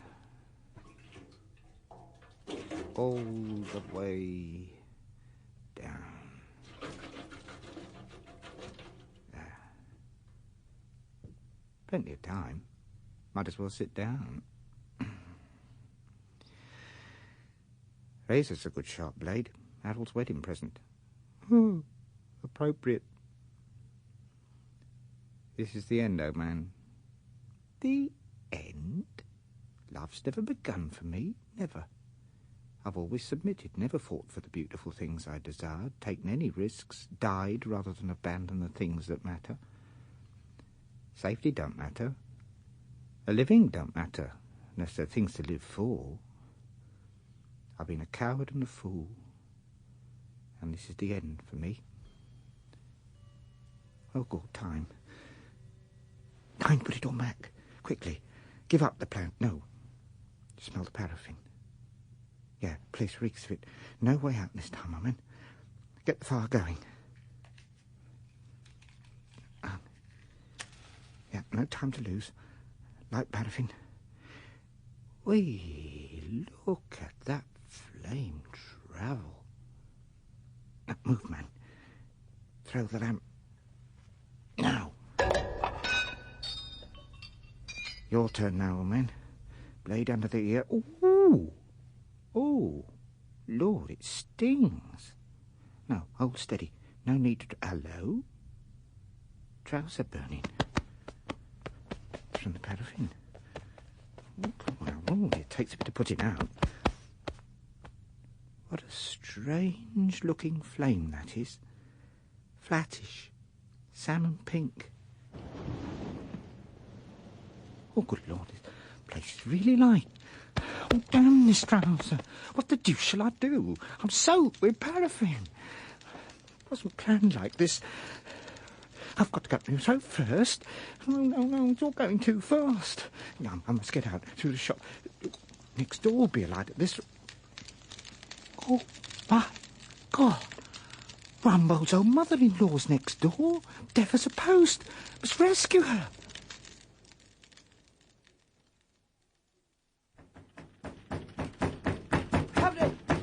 Come on out of there! Will you? Fire! Fire! Old lady! Fire! Come on! Fire! I just sent word to you, Constable Dead. A fire down at Polly's shop. Got the the engine out, Mr. Gamble. On my way. You haven't far to go. Engine shed's next door to Polly's almost. That's not the way. Boomer has the key of the shed. Down now. No need to panic. Soon have it under control. Well, somebody's got to send the fire brigade. What's going on? Shots going right up. What is the key, Boomer! The key to the fire engine shed! Oh, it's in the other trousers. Oh. Here, hold on Wait for a moment. Anyone seen no rumble? Gone over to Downford for a walk, he told me. Oh. You all right, Polly? Oh, yes, now what's happening here? We haven't got the key of the fire engine shed. Boomer's looking for it. Oh, Lord, no. We must go back. Oh, it's a fair bonfire. Polly's shops are gone, sure enough. Rumbos will go next if the brigade don't come soon. Look at that smoke. How the deuce do I get that old woman to hear me? That's from his shed at the back. Just told it he has. The back, of course. That's the idea. I have already telephoned for assistance to the nearby fire brigades. I've come straight on up with a message. I used my own initiative 10 minutes ago. If we waited for you men, there wouldn't be a building left standing. Now, look here, Miss Trescott. No, you look out of my window. I can see what's going on without a messenger coming to tell me. Oh, it's a sight and a half, all right. I've never seen a house as alight as Polly's. Roof's beginning to fall in by the looks. Shouldn't you be getting back? The tap room of the hotel will be the next to catch fire. You'd want to save that, I'm sure. They've organised a string of volunteers with buckets. Yeah. Oh, look at that lot with the ladder. Is it still in front of the shop?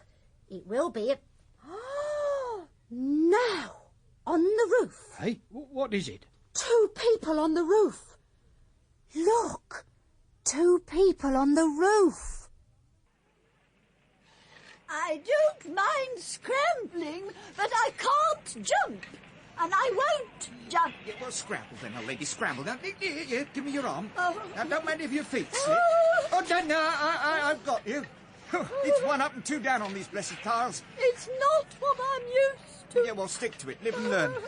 Oh, yeah, well done, well done. I can't jump, mind you.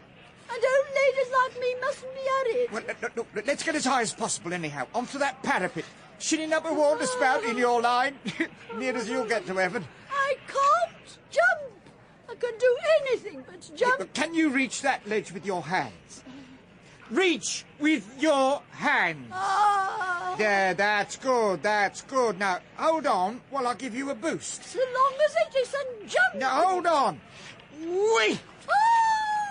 Oh, God, where's she gone to? Well, it must be roof on the other side. Oh, yeah, there she is, oh, crispy. Hey. I've never been out on a roof before. I'm all disconnected. That's all right. Oh, it's very bumpy. Oh, especially that last bit. Can't we sit here for a bit and rest? I'm not the girl I used to be. You sit here 10 minutes, you'll pop like a roast chestnut. Do you understand me? Roast chestnut. What was that? Roast chestnut. Pop! There ought to be a limit to deafness. Oh, you fabulous smoker. Come on. Can't hear a word you say. Come on! You lot! Leave the fire escape alone! What a rescue the old lady! They crumble! They're working their way to the next shop! But we're only trying to help! Just you leave the ladder to the firemen! Quite Where right. do you want it, Mr. Boomer? Thank you. Ready to run up against Rumbles when they get there. If they get there. Right. Looks as though they're stuck. Marvellous of the old girl to have got there far, Mr. Gamble. I ain't had such a time for years. Can't do no jumping, though. No. Now, come on. Look at them down there, running and scurrying about like black beetles. Why, there's Rumbold. There he is. No time for handkerchief waving. Come on. Can't do no jumping. Put your arm round my neck. Mr. Rumbold, he's a very quiet man. Never heard him. I must just wave at him again. Oh, God. Look, Sir Muscio, there's a great brass thing climbing up. Wonder of wonders! Who's Mr. Gamble? Hiding his head in that thing. I never did. Hey, Gamble. Can we get her down the ladder? There's not much time. He might get stuck in it. You'll get stuck in it. Come along. I could do better if he took it off. It's worse than Carter's style before they mended it with his cow looking at you. Oh, come on! Well done, Gamble! Give me a hand, Gamble! How's the poor old lady up in the roof and all? Mother-in-law, you all right? The first fire I was ever in. I'm real glad I haven't missed it. We've a room for you in the Temperance Hotel. But I don't drink. Oh, come along now. He was saying something about hot chestnuts. I haven't had no hot chestnuts. No, I haven't had no hot chestnuts. Here he comes! Here's the hero!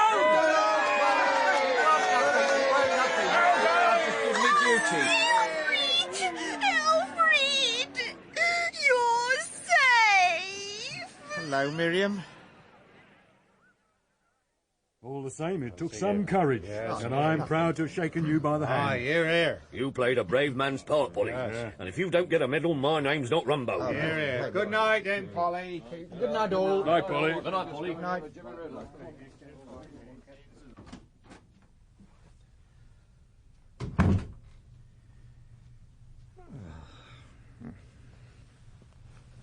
Sure.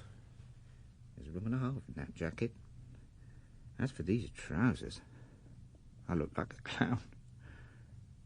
Funny not to have a pair of breeches of one's own.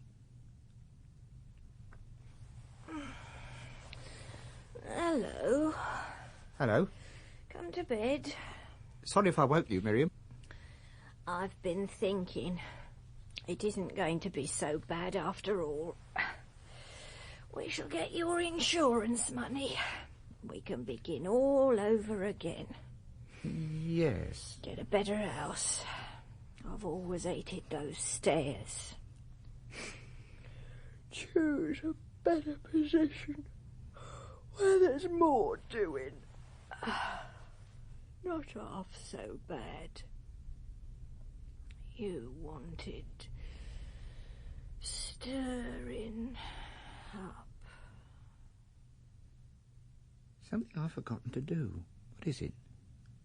Oh, yeah, I ought to cut my throat. The razor. Oh, doesn't matter now. Go to bed. No, wait. You can change your circumstances. The fire burned down those old buildings, and Fishbourne isn't the world. My situation isn't inevitous. I can clear out. Leave the insurance money to Miriam. All but £21, that would be fair. Without me, she can do all sorts of things. Now I can take to the road. Get an odd job here and there. Talk to strange people, travel the country, see new places. And I'll never open a shop no more. Nice little inn, the Potwell. Sort of nestles under the trees. Decent shaped trees, too. You never get a decent shaped tree by the seaside. I've lived there 15 years. Got the water here? Not salt water, nor the salt breeze. A river encourages trees like those poplars. Graceful, harmonious. I like the look of this place. The river, the garden, benches, little tables. I bet it's just as pleasant inside. Have a look. Oh. Through the glass panels. Snug little bar. Snug little parlour. Oh, my goodness. That fat body's the landlady. Oh, I'd say plump rather than fat. As you please. Comes to the same thing. She looks very peaceful and kindly and wholesome. You can see a person's true character when they drop to sleep like that. My sort. Leave you to her, then. I must get these letters delivered to Westham. Bye. Goodbye. Don't think I ought to disturb her, really. She looks so peaceful. All the same, I am a bit hungry. Who is it there? Oh, Lord, I thought you was Jim. I'm never Jim. You've got his sort of hat. But then you've got a beard. Ah. It just came into my head you was Jim. Oh, I believe I was having 40 winks if all the truth was told. What can I do for you? Cold meat? There is cold meat. And rum for it. There's some cold boiled beef. And a bit of crisp lettuce. New mustard. And a tankard. And a tankard. Looking for work? Oh, in a way. It's such beautiful weather this spring. What sort of work do you want? You know, I never properly thought that out. I've been looking around for ideas. Will you have your beef in the tap or outside? The tap will be easier for you. Hear that? Hear what? Listen. That's for the ferry. And there isn't a ferryman. Oh, could I? Can you punt? Never tried. Well, pull the pole out before you reach the end of the punt, that's all. Try.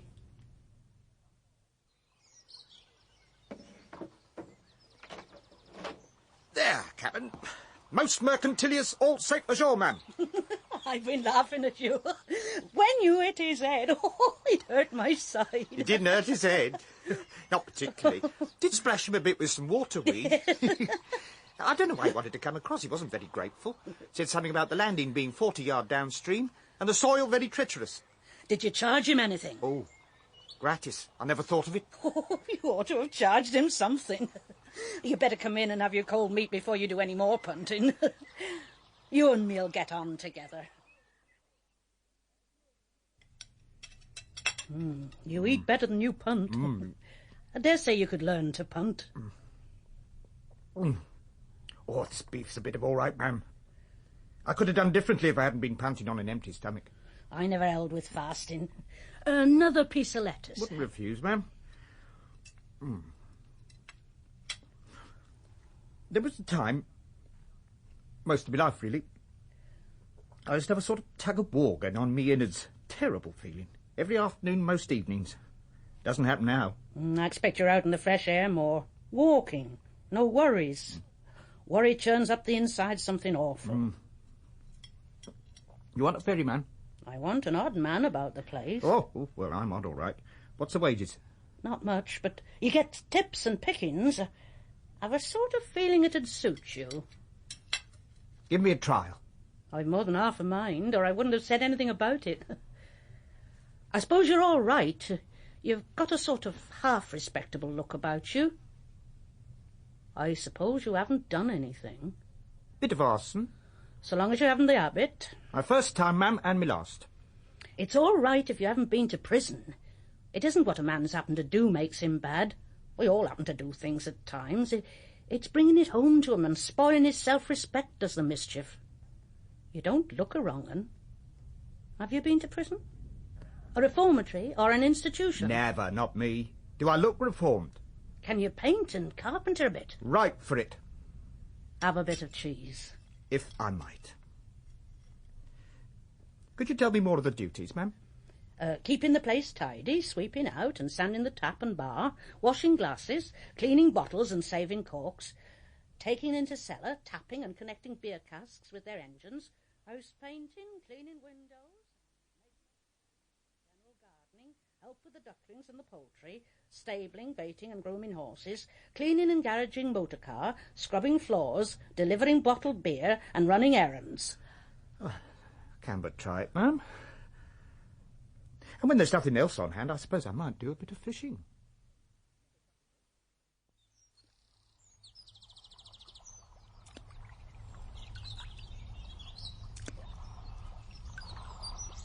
Dexterity improving. Second passenger, amiable. Quite. Hello. Hello. Oh!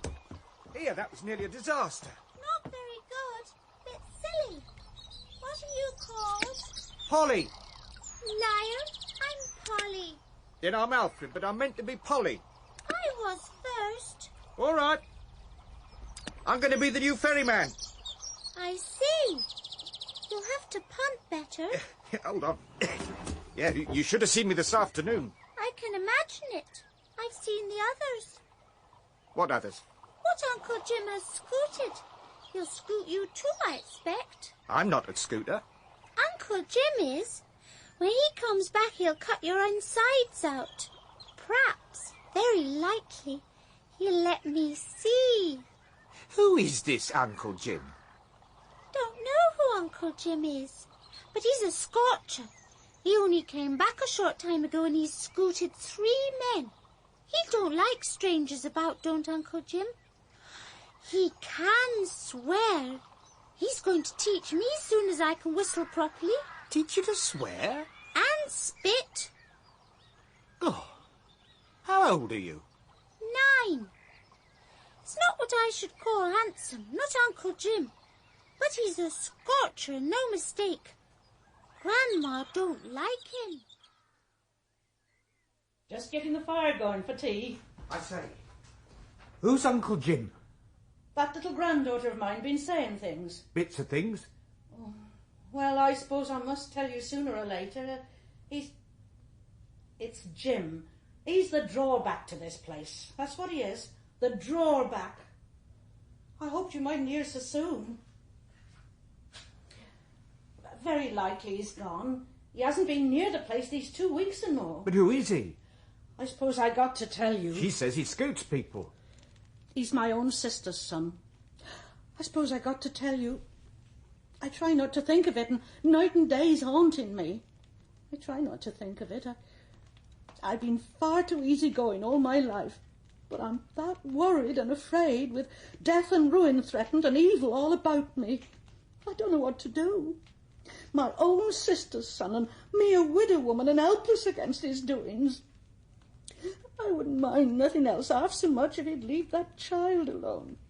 But he goes talking to her, teaching her words and giving her ideas. That's a bit thick. Thick? It's horrible. He takes my money and he takes my things. He won't let no man stay here to protect me or do the boats or work the ferry. The ferry's getting a scandal. They stand and shout and scream and use language. And if I complain, they'll say I'm helpless to manage here and take away my licence and out I shall go. He knows it and plays on it, and he don't care. Why don't you send the child away? I got nowhere to send her. I buys him off when it comes to that, and back he comes, worse than ever, prowling round and doing evil, and not a soul to help me. I just hoped there might be a day or so before he comes back again. I was just hoping. I'm the sort that hopes. Biggish sort of man, I expect. Well, there was always something a bit wrong with him, but nothing you mightn't have hoped for. Not till they carried him off and reformed him. It was that reformatory ruined him. They put him in along a lot of boys full of ideas of wickedness, and because he didn't mind pain, and he didn't, I will admit, try as I would, they made him think himself a hero. What was he sent to the reformatory for? Playing truant and stealing. We stole right enough from an old woman, and what was I to do when it came to the trial but say what I knew? And him looking like a viper at me, more like a viper than a human boy. He leans on the bar and looks at me. All right, Auntie Flo, he says. Just that. Nothing more. What sort of size is he? I'm not one of your Herculaceous sorts. Nothing wonderful by Sabitili. You'll scoot. You'd better scoot now, and I'll try and find some money for him to go away when he comes. It ain't reasonable to expect you to do anything but scoot. But I suppose it's the way of a woman in trouble to try and get help from a man and hope and hope. How long's he been about? 3 months it is, since he came in by that very back door, and I hadn't set eyes on him for 7 years. Good old Auntie Flo, he says. Ain't you delighted to see me, now I'm reformed? Ain't you going to ask me in, Auntie dear? I never did like him, and seeing him there with his teeth all black and broken, perhaps I didn't give him much of a welcome at first. Come in, I said. I won't have it said I wasn't ready to be kind to you. Down he sits in that chair. I come to torment you, he says. They've reformed me and made me a devil, and a devil I mean to be to you. I come to torment you, you old something. Then he begins. And no human being could have been called such names before. And now, he says, just to show I ain't afraid of hurting you. And ups and twists my wrists. Oh, no. I could stand even his violence if it wasn't for the child. Oh, you two oughtn't to be left. I've hoped. But I don't see that it's my affair. I'd like to have a look at him before I go. Somehow. Not my business, of course. Lord, who's that? Only a customer. And what's the name of that duck? That's Bobtail. And there's Ermintrude. Now then, Who's that one? Oh, there's Ernest. Ah, here's Tufty. He's my favourite. Here, watch him walk straight into my hand. No fear at all, see? Isn't he the nicest? Well, they're all nice, but he is friendly. Uh-oh. Passenger for the ferry. Off you go, Tufty. Join your family. When you come back, will you play stalking tigers in the orchard? My pleasure, Miss Polly. Thank you, Alfred. No, I will call you Mr. Polly, in my honour. An honour indeed, my lady. This is a good crib. Perhaps Uncle Jim won't come back after all.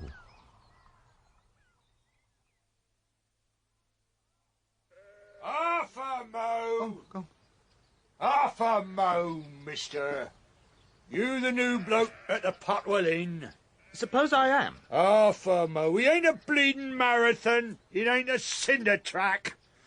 I want a word with you, Mr. C.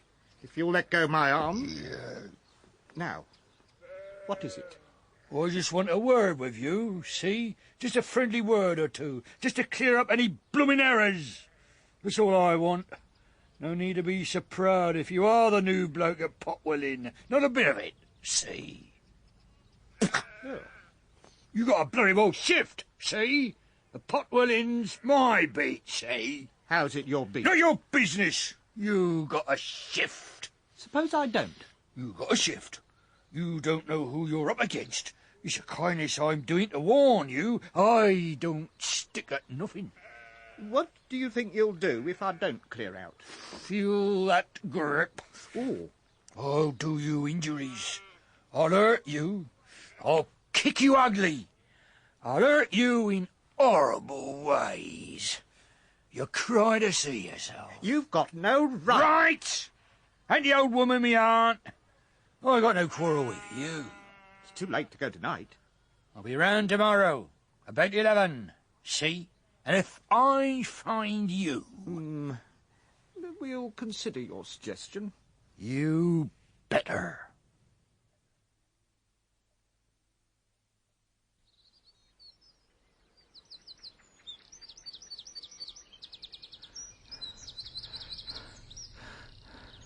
What's the time?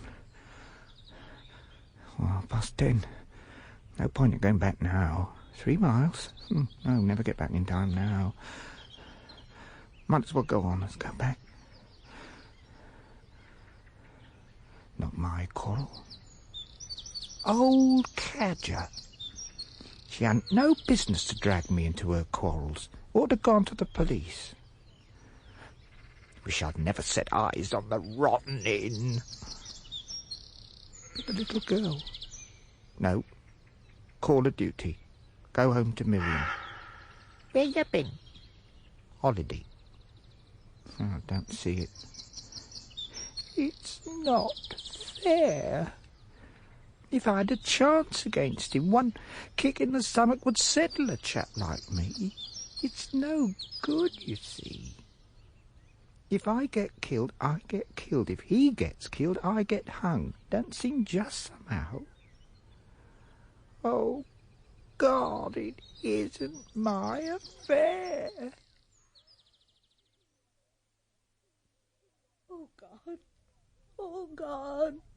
Oh, God. No, don't you come near. Florence. Oh, it's you. He came early, mad drunk and looking for her. Where is she? Locked upstairs. Haven't you sent for the police? No one to send. He's roaming around outside. Well, let's have a look. He's coming back. Oh. Give me a bottle, a large one. I'll see to him. You, Scoot. That's your job. I warned you. Keep off! Oh, it's broken. Oh, my God. Let me get my hands on you. Come back, come here. Bottles. I want some bottles. Go away, Jim. Get out. Bottles. Fight him with bottles. I'll show him fighting with bottles. Leave him alone.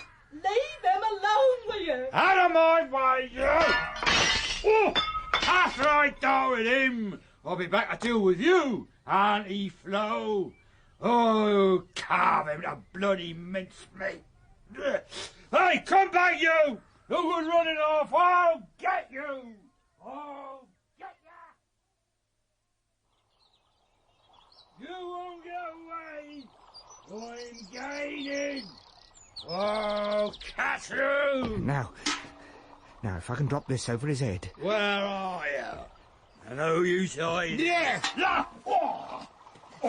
Take this! Take off!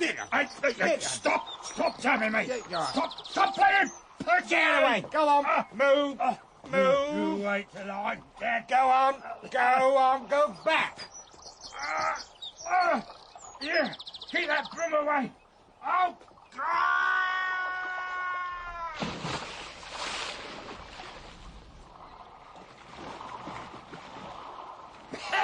Oh, you bastard! Oh, you know, I got a weak chest! Your foul mouth needs washing out!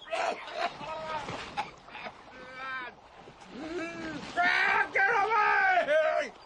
I tell you I got a weak chest! I ain't water! Oh, this ain't fair fighting! Keep out, then! Keep out! Ow! This cold's getting to my marrow! I tell you I got a leg! Not here! On the island! I'll be out of me depths! Way down, crossed by the shallows. And don't you ever set foot on this place again! Oh, my God! I'll skin you, Finnan! Oh, ain't he killed you? Well, that's nice, I must say. You've got blood beside your ear. That's quite a cut. He must have done that when he jabbed about with those bottles. I wish I'd seen more of the fighting. All I saw was you running round the house and Uncle Jim after you. I was leading him on. You won't see any more of Uncle Jim for a bit.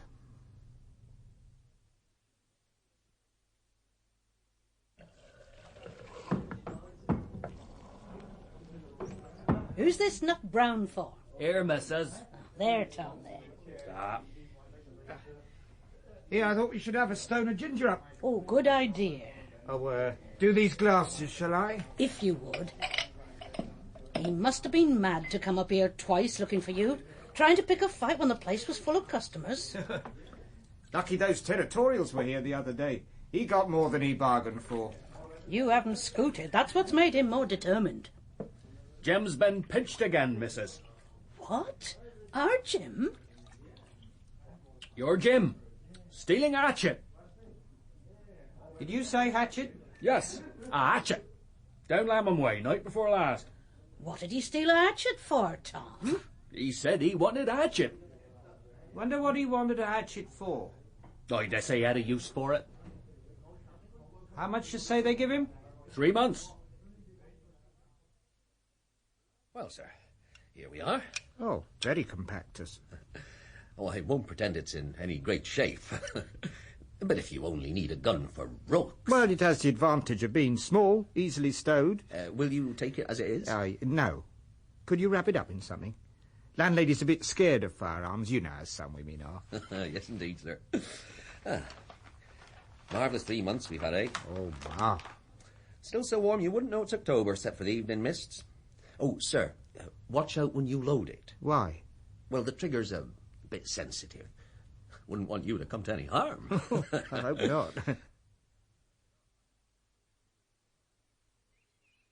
I say, down there in the ditch. Are you all right? Look out! He's let fly at me twice already. Keep down! Who has? Let fly with what? With the rook rifle. Take cover down here, for God's sake. Well, I will if you insist, but I assure you there's no one about. Well, perhaps he don't fire at you, keeping his shot for me. Who? Uncle Jim. Terrible villainous character. Chased me from the inn. You haven't been sleepwalking, have you? Or suffer from insomnia like me? Out here this early? He's just waiting for me. Well, I assure you there's no one about. Oh, yeah. Coast does seem to be clear. You see? Not a soul. come along. You'll catch your death out here in your nightshirt. Let's go back through the churchyard. There's less chance of anyone seeing us. Oh, my name is Warspite, by the way. Mine's Polly. How'd you do? How do you do? I ran into the churchyard on account of the tombstones. You can see they give more cover from the small shop. Isn't that a fine new monument to Sir Samuel? Oh, very fine. Oh, hello. What's this rifle doing here? Good Lord, that's mine. That's the one he's been firing at me. Oh, it's damaged. Burst. That must have been his third shot. Sounded a bit funny. Oh, I hope they're all right at the inn. You heard Uncle Jim going for Polly, then a shot. Then what did you do? Locked the girl and myself in my room and pushed the chest up to the door. Then he set about ransacking the place. Made a good job of it too, Constable. I thought downstairs was bad enough, but this room, chaos. Here, you can see where he forced the lock of the door. Let me have a look. The panel's scorched. You can still smell the powder faintly. Yeah. And I would say these marks were caused by shot. That's when I let fly at him, as he come in. Oh, I say, he's chucked your books on the floor. Oh. There was no need for that. Let me. Your boots? No, that's his boots. And his bits of cast-offs. There's no sign of your clothes, Polly. Now, this window, some of these tiles have just got broken. Yeah, I got out the window and slid down the scullery tiles. Well, we better find him and have a word with him. That's my business now.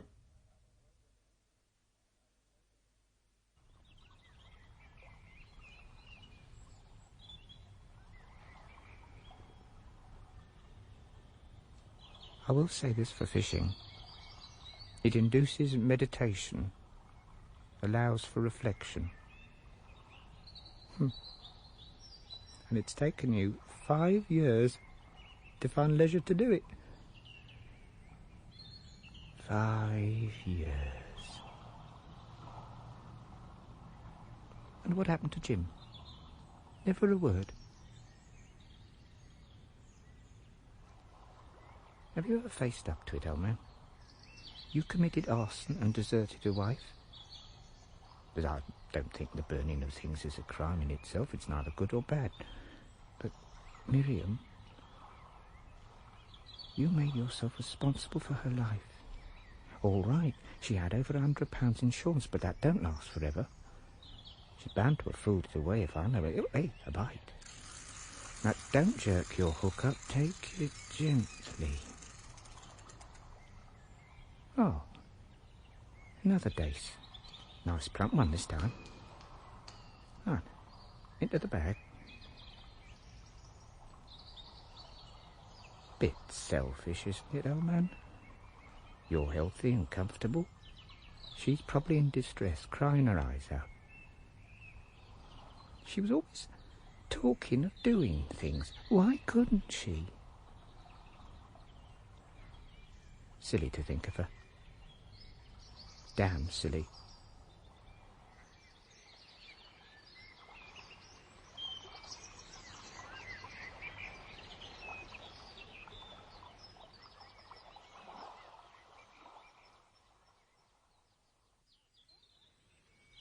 Court, Manny. Look, Flo, I got an idea.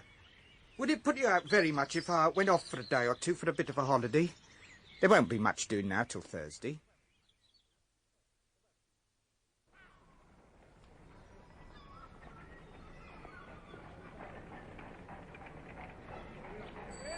Oh, there's a real wobbler. Worse than I used to be.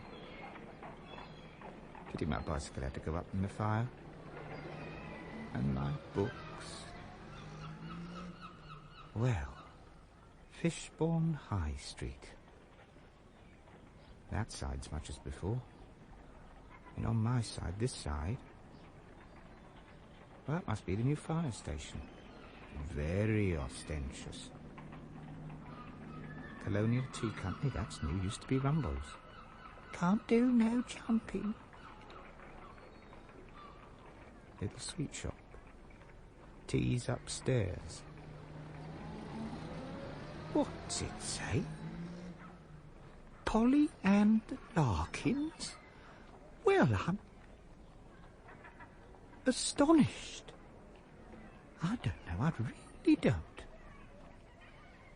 Well, in for a penny. Afternoon. Was there something you was wanting? Can I have tea? Well, you can, but our tea room's upstairs. My sister's been cleaning it out, and it's a bit upset. It will be. I beg your pardon? I said I didn't mind. Up here. Yeah, just these few stairs. I dare say there'll be a table. Nothing like turning everything upside down when you're cleaning. Oh, it's my sister's way. I haven't changed. She's gone out for a bit of air, but I dare say she'll be back soon to finish. It's a nice light room when it's tidy. Yeah. Can I put you at this table over by the window? Oh, thank you very much. Very, very pleasant. I'll get a cloth. Would you like some jam? I'd like an egg. I'd like 2. 4 minutes exactly. Things don't seem to be so bad with Miriam. Her usual disorder. Minnie don't recognise me for sure. One can hide behind a beard. I'll just lay the table. Oh. Unusual name, Polly. Polly and Larkins. Real, I suppose. Polly's my sister's name. She married a Mr. Polly. Widow, I presume? Yeah. It's 5 years, come October. Lord. Found drowned he was. In the Medway, near Maidstone. He must have been in the water for days. Wouldn't have known him, my sister wouldn't, but for the name sewn in his clothes. All whitey and eat away he was. Oh, bless my heart. Must have been rather a shock for her. It was a shock. But sometimes a shock's better than a long agony. Oh, no doubt. Life insured? We started the tea rooms with it. What sort of chap was this Mr. Polly? He was a wearing husband. I've often pitied my sister. Feeble, weak as water. Oh, how long did you say for your eggs? 4 minutes exactly. Oh, they'll be about ready. One gets talking. One does. Here we are. 2 eggs. Thank you. Was there an inquest on that chap, Polly? Of course. You sure it was him? What do you mean? Who else could it have been in the very clothes he wore? Yeah, of course. It was silly of me. I must keep an eye on the shop.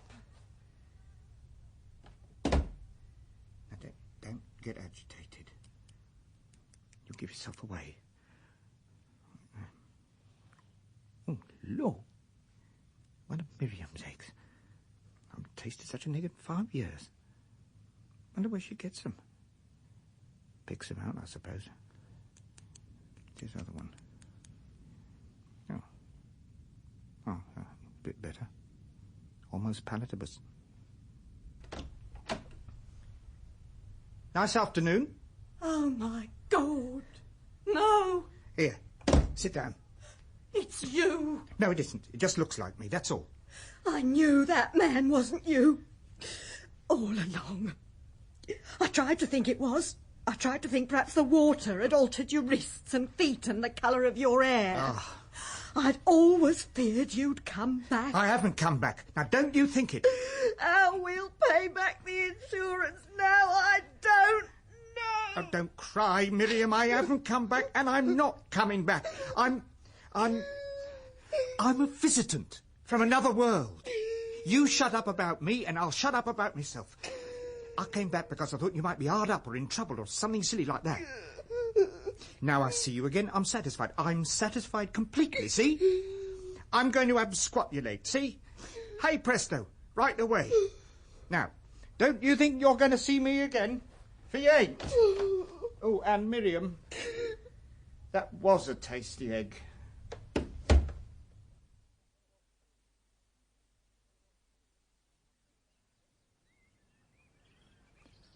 I'm not going back to them, and Jim's not coming back here again. In the Medway? In Kent? I'm not going back to them ever. Poor Jim. I can't hardly say I'm sorry. Nor me. But it don't seem much good his having been alive, does it? I often wonder about life. One seems to start in life expecting something, and it doesn't happen. And it doesn't matter. One starts with ideas that things are good and things are bad, but it hasn't much relation to what is good and what is bad. I've always been the skeptatious sort, and it always seems rot to me to pretend that men know good from evil. It's just what I've never done. None of your Adam's original apple stuck in my throat, ma'am. I don't own to it. I set fire to a house once. People do different things for different reasons. I don't feel sorry for it.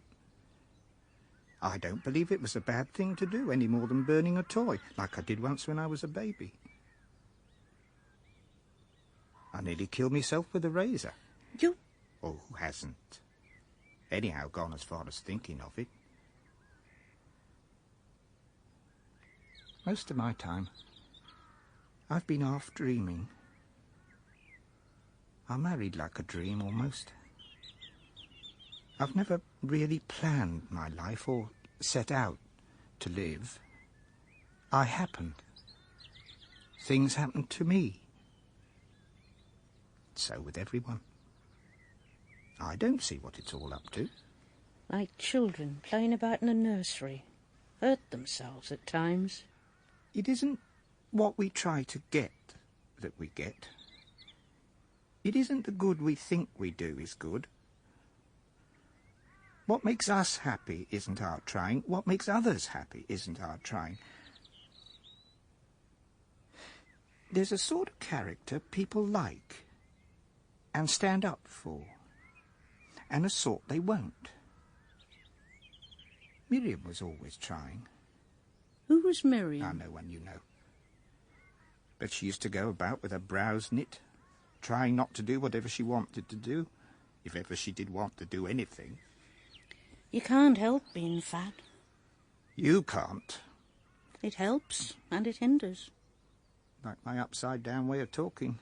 The magistrates wouldn't have kept on the licence to me if I hadn't been fat. Then, what have we done to get an evening like this? Lord, look at it.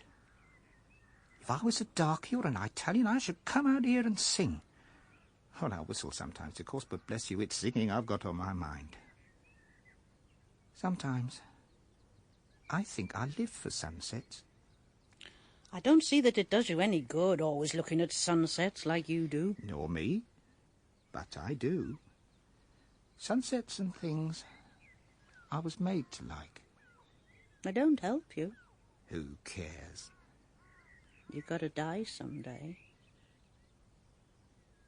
Some things I can't believe, and one is you being a skeleton. Look at them, against the yellow, and they're just stinging nettles. Nasty weeds if you count things by their uses, and no help in the life hereafter. But just look at the look of them. It isn't only looks. Whenever there's signs of a good sunset and I'm not too busy, I'll come and sit out here. I wish we could. I will. Not always. Come here always. When I'm a ghost. Spoil the place for others. Oh, not my sort of ghost. I'd be a sort of diaphanous feeling. Just mellowish, warmish like. There's a bat flitting by. Time we was going in, oh party.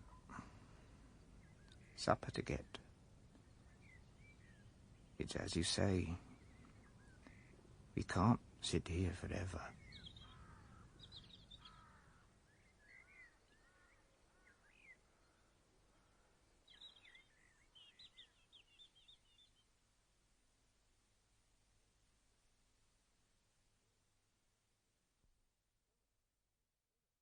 And so ends The History of Mr. Polly by H.G. Wells, dramatized for radio by Anthony Keary. Alfred Polly was played by Christopher Guinea, and Florence was Megs Jenkins. Miriam was Elizabeth Proud. The Old Lady, Amy Delamain. Rumbold and the Gunsmith, Michael Deacon. Gamble and Tom, Paul Meyer. Boomer and the Postman, Gregory de Paulnay. The Telephonist and the Little Girl Called Polly, Eve Karpf. Uncle Jim, Geoffrey Matthews. Warspite and Dent, Louis Stringer. Blake, Michael Clawton. And Minnie was Heather Bell. The History of Mr. Polly was directed